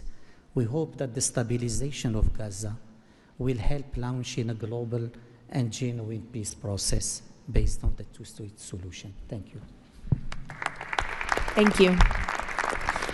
The Minister of Foreign Affairs of the Republic of Turkey. Mr. President, distinguished participants, after 2 years of immense suffering, ceasefire in Gaza has been achieved thanks to President Trump's personal engagement and our collective efforts. Yet the humanitarian situation remains fragile, and ceasefire violations continue to occur. A prompt, coordinated, and effective response is therefore essential. President Erdogan remains fully committed to Gaza's security, stabilization, and recovery. Turkey has already been providing immense amount of humanitarian assistance to Gaza. We can also contribute meaningfully to the rehabilitation of health and education sectors, as well as the training of the police force. In addition, we are prepared to provide troops to the International Stabilization Force. Mr. President, Turkey will continue to support your efforts towards a just and lasting peace. We remain convinced that the foundation of such peace is the two-state solution. Let us work towards that objective for the benefit of all peoples of the region. Thank you. The Minister of Foreign Affairs of the State of Kuwait. I'll be delivering my statement in Arabic. فخامة الرئيس دونالد ترامب، رئيس الولايات المتحدة الأمريكية الصديقة، رئيس مجلس السلام، أصحاب الجلالة والفخامة والسمو والمعالي، الحضور الكريم، السلام عليكم ورحمة الله وبركاته. أود أن أنقل لكم تحيات حضرة صاحب السمو الشيخ مشعل أحمد الجابر الصباح، حفظه الله ورعاه، أمير دولة الكويت، وتمنيات سموه بالتوفيق والنجاح لأعمال هذا المجلس. كما نتقدم بخالص الشكر لفخامة الرئيس دونالد ترامب على جهودها المقدرة والرامية إلى المساهمة في التوصل إلى إنهاء حالة الصراع، بما يؤول نحو إقامة الدولة الفلسطينية المستقلة على حدود 4 يونيو لعام 1967 وعاصمتها القدس الشرقية، وفقا لقرارات الشرعية الدولية بما فيها القرار 2803 ومبادرة السلام العربية. إننا نجدد دعم دولة الكويت المبدئي والثابت والتاريخي للشعب الفلسطيني الشقيق وقضيته العادلة، ولطالما كانت القضية الفلسطينية ودعمها تشكل أحد ركائز السياسة الخارجية الكويتية، الأمر الذي يحتم علينا دعم كافة الجهود والمبادرات الرامية إلى إحلال السلام، بما فيها خطة فخامة الرئيس الأمريكي دونالد ترامب ذات النقاط 20، معربين عن أملنا باستمرار نجاح هذا المسار، والذي يظل مرهونا بتكاتف وتضامن المجتمع الدولي. ختاما، مالية بقيمة $1 أمريكي على مدى السنوات القادمة، دعما لجهود مجلس السلام وتأكيدا على التزام دولة الكويت الثابت بدعم كل مسعى يهدف إلى رفع المعاناة عن الشعب الفلسطيني الشقيق وتحقيق الأمن والاستقرار في غزة. والسلام عليكم ورحمة الله وبركاته. Thank you. The Minister of State for Foreign Affairs of the Kingdom of Saudi Arabia. Thank you, Mr. President, distinguished members of the board, distinguished guests. It is a pleasure to be here with you as we embark on a journey towards establishing a lasting and just peace in the Middle East, a peace that results in two states, Israel and Palestine, living side by side in peace and security, a peace that results in transforming our region from death and destruction to hope and prosperity by integrating the region, bringing together its resources and unleashing its potential. The Kingdom of Saudi Arabia, Mr. President, has been seeking peace and justice in the Middle East since for a very long time. In 1981, King Fahd offered the 8-point plan, which was adopted by the Arab world at the summit in Fez. that essentially established or reconfirmed the notion of land for peace. In 2002, Saudi Arabia, the late King Abdullah, launched the Arab Peace Initiative, which was adopted by the Arab world unanimously, as well as by the Islamic world. Today, the custodian of the Holy Mosque, King Salman bin Abdulaziz, and His Royal Highness Crown Prince Prime Minister Mohammed bin Salman are working towards realizing a vision for peace and prosperity and security and integration in our region. So, Mr. President, we look forward to working with the Board of Peace to establish this noble objective, and I'm pleased to announce that King Mr. Adviebo will pledge $1 billion over the next few years in order to achieve this objective, to work towards alleviating the suffering of our Palestinian brothers and bring them the peace that they and the whole region so desperately desires. So thank you very much and good luck to all of us. Wassalamu alaikum wa rahmatullah. I know there were a few more leaders who wanted to quickly share a few words, so we will go to the President of the Argentine Republic, Milei.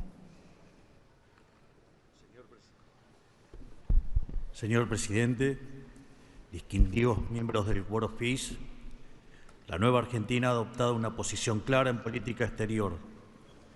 Defendemos de forma inclaudicable el derecho a la vida, la libertad y la propiedad y sus instituciones derivadas, la igualdad ante la ley, la libertad de expresión y el libre comercio.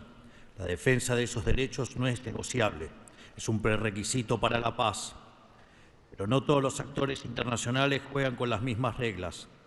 Hay quienes rechazan esos derechos, los pisotean y se benefician de lo que los demás respeten. Frente a ellos, la buena voluntad no alcanza. Necesitamos instituciones con voluntad y capacidad de hacer valer las reglas. La paz duradera no se construye sobre consensos que ceden en lo fundamental. Se construye sobre la determinación de defenderlo, si vis pacem para bellum. La Argentina participa de este Consejo con la convicción de que la paz exige decisión política y una arquitectura institucional capaz de sostener soluciones reales en el tiempo. El presidente Trump ha predicado con el ejemplo, mediando el acuerdo de paz en Gaza, acuerdo que luego ratificó la resolución 2803 del Consejo de Seguridad de las Naciones Unidas.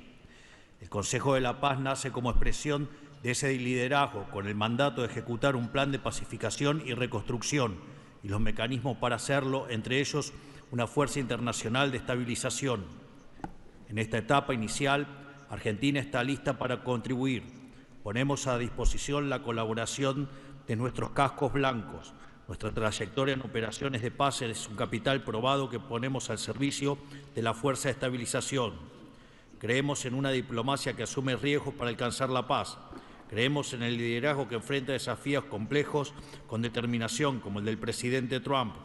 Y creemos que la única paz que vale la pena construir es la que descansa sobre los derechos innegociables del hombre.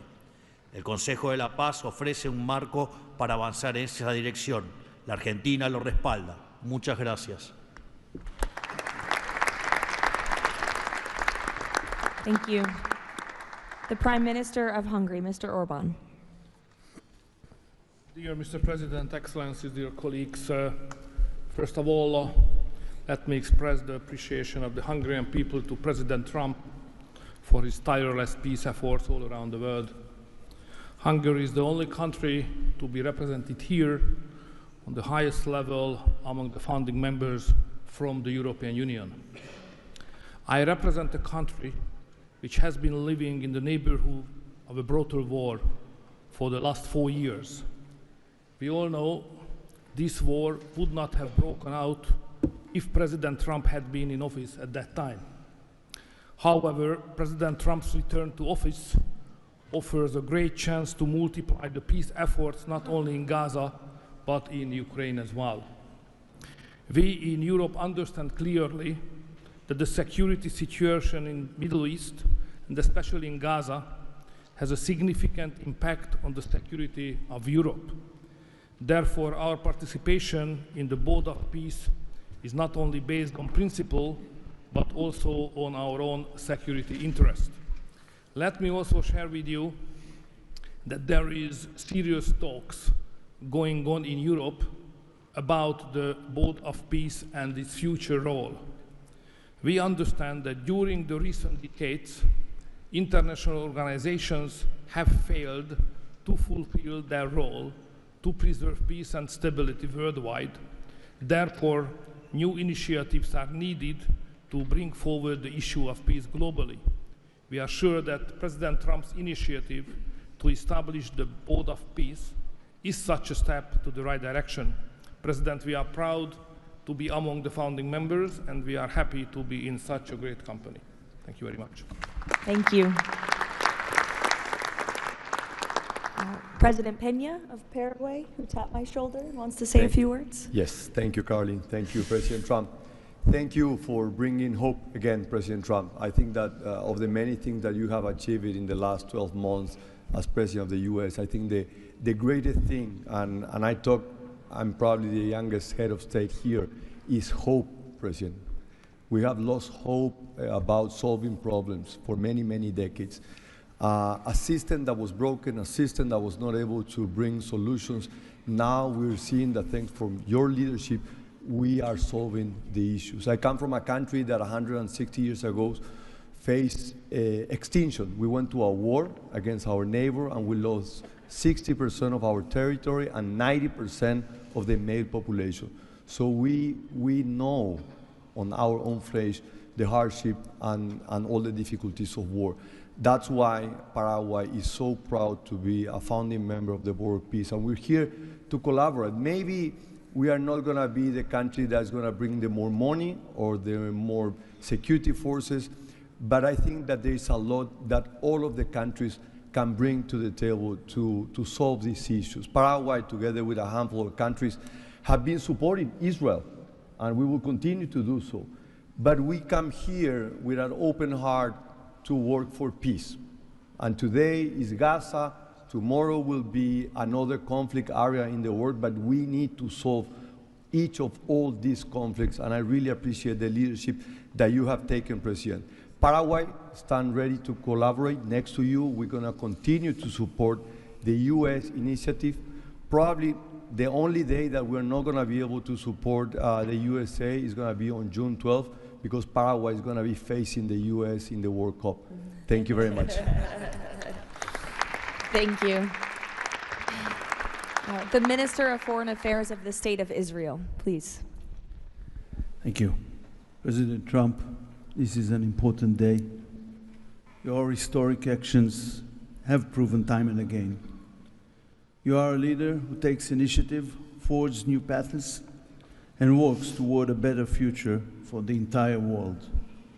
Your visionary leadership, alongside with Prime Minister Netanyahu's resolve, brought all our hostages home from Gaza. Thank you for that.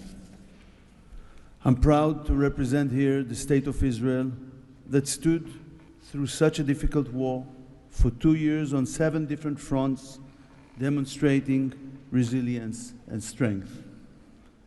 As I stand here, I recall the 925 brave soldiers that gave their lives in a war against pure evil, Hamas, Islamic Jihad, and Hezbollah. These are the best people. To them, we owe our existence and all our achievements. They will not be forgotten. I think of them and their families who paid the heaviest price. Since Hamas violently took over Gaza in 2007, it built the largest terror state in the world with huge terror infrastructure above and below ground.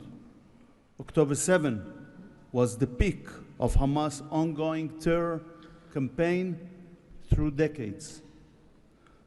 Hamas raped and murdered women, killed children in front of their parents and parents in front of their children, burned whole families alive.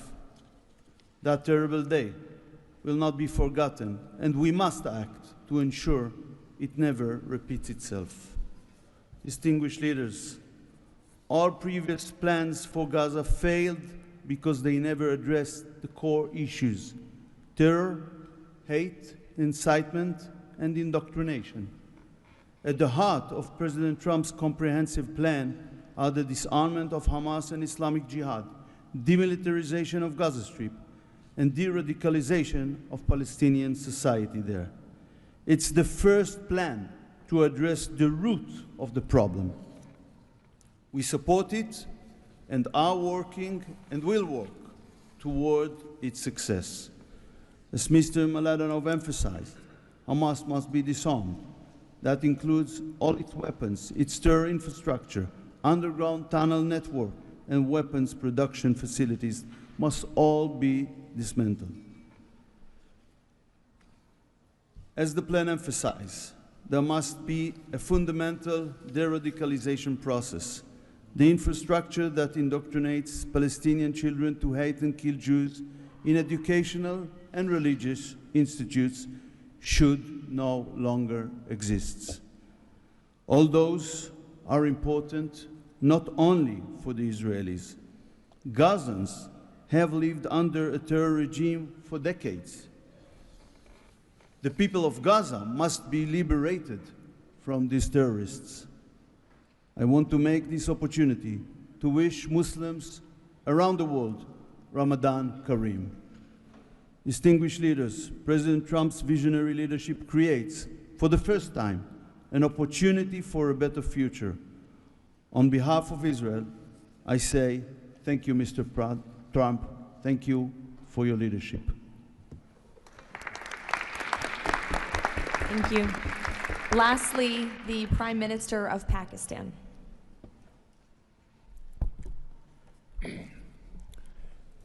Bismillah ar-Rahman ar-Rahim.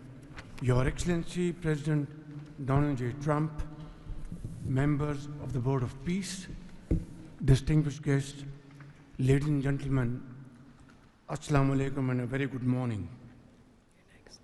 It's a great honor, Mr. President, to attend this inaugural Board of Peace meeting in this holy month of Ramadan, and may God reward you and make you successful in your efforts to bring lasting peace in Gaza. Mr. President, we deeply appreciate your unique initiative and your dynamic leadership in advancing peaceful solutions to conflicts across the globe. Your bold diplomacy has surely brought calm to many international serious hotspots. Your timely and very effective intervention to achieve ceasefire between India and Pakistan potentially averted loss of tens of millions of people. You have truly proved to be a man of peace. And let me say, Mr. President, you are truly savior of South Asia. The people of Palestine have long endured illegal occupation and immense suffering. And to achieve long-lasting peace, it is very important that ceasefire violation must end to preserve lives and advance reconstruction efforts. The people of Palestine must exercise full control of their land and their future in line with UN Security Council resolutions. Mr. President, we must work together towards a credible pathway to Palestinian self-determination through the establishment of an independent, sovereign, and contiguous state of Palestine in line with the relevant resolutions. Mr. President, we hope that under your visionary and dynamic leadership, we will ensure a just and lasting resolution to the issue of Palestine.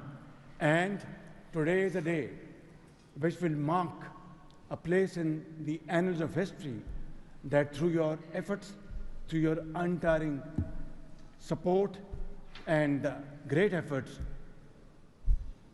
long-lasting peace in Gaza will be achieved, will be your legacy for all time to come. Thank you.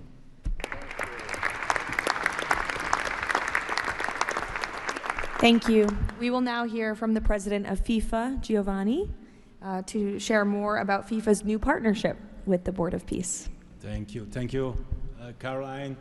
dear President, distinguished leaders, dear friends, I just have 3 quick points I want to mention now. Football, that's the first point, football, or soccer as it is called, here is the world's universal language. It is spoken by 6 billion people, 6 billion fans who have the same feelings. It's about hope, it's about joy, it's about happiness, it's about coming together, and it's about uniting the world. Mr. President, we will unite the world here this summer during the World Cup, but if we truly want to unite the world, we need peace, of course. And this brings me to the second point, because today we announce a true partnership between the Board of Peace and FIFA, and I'm very proud and very happy to announce this. After having heard your presentations in Davos, I was feeling that we need to help, we need to do something. Everyone has to support peace. Everyone in this room, Mr. President, everyone outside of this room who would like to be in this room has to support peace as well.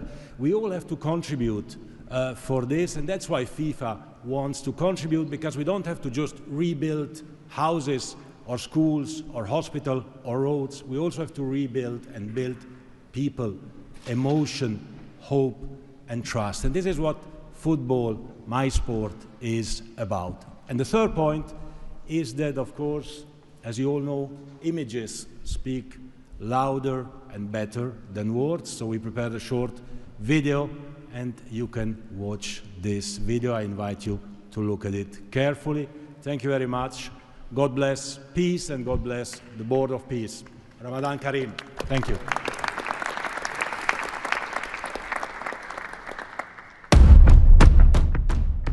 In a world where conflict has silenced playgrounds and broken routines, there is one language that still unites hearts: football.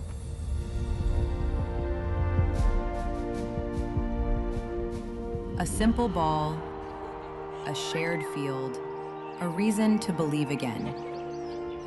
Today, FIFA and the Board of Peace come together to turn football into a bridge toward peace, dignity, and hope.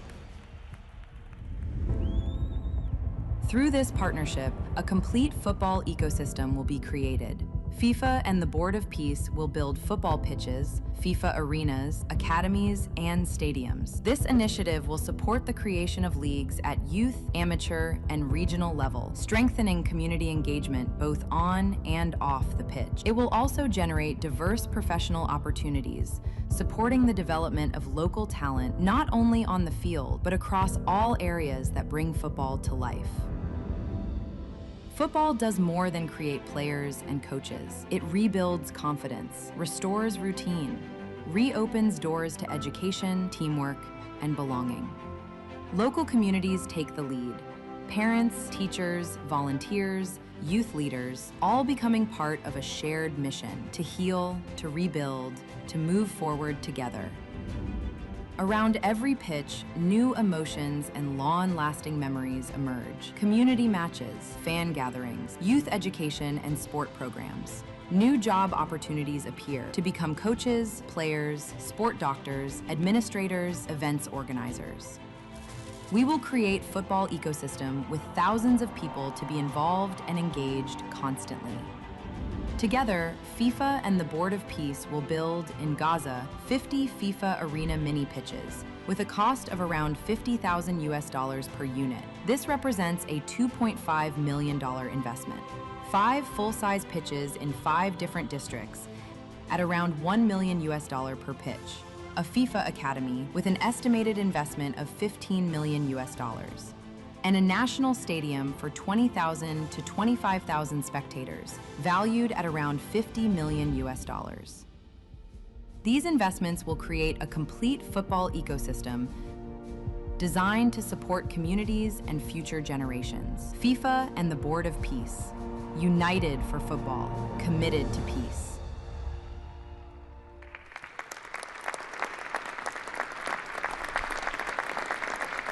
Thank you, Gianni. That's wonderful. In advance of today's meeting, members of the Board of Peace were asked to vote on a resolution establishing the principles of financial integrity and transparency that will guide the board's work, and that resolution has passed unanimously. So now President Trump, as chairman of the board, will sign the resolution in the presence of a quorum of the board.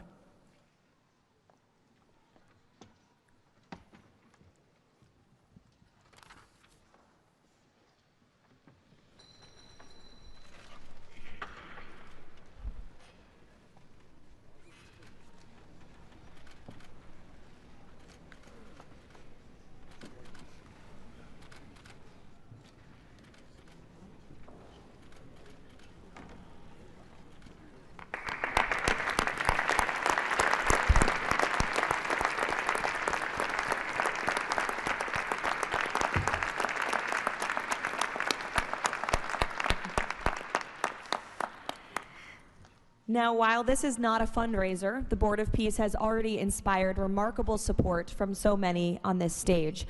As President Trump announced earlier, total pledges exceed $6.5 billion in relief and rebuilding in Gaza, and thousands of personnel have been committed to help preserve the ceasefire and secure enduring peace. I would like to ask the heads of the following delegations to join President Trump on stage as he signs the fundraising pledges: Albania, Azerbaijan, Bahrain, Egypt, Indonesia, Jordan, Kazakhstan, Kosovo, Kuwait, Morocco, Qatar, Saudi Arabia, the UAE, and Uzbekistan. Please join the President as he signs the fundraising pledges.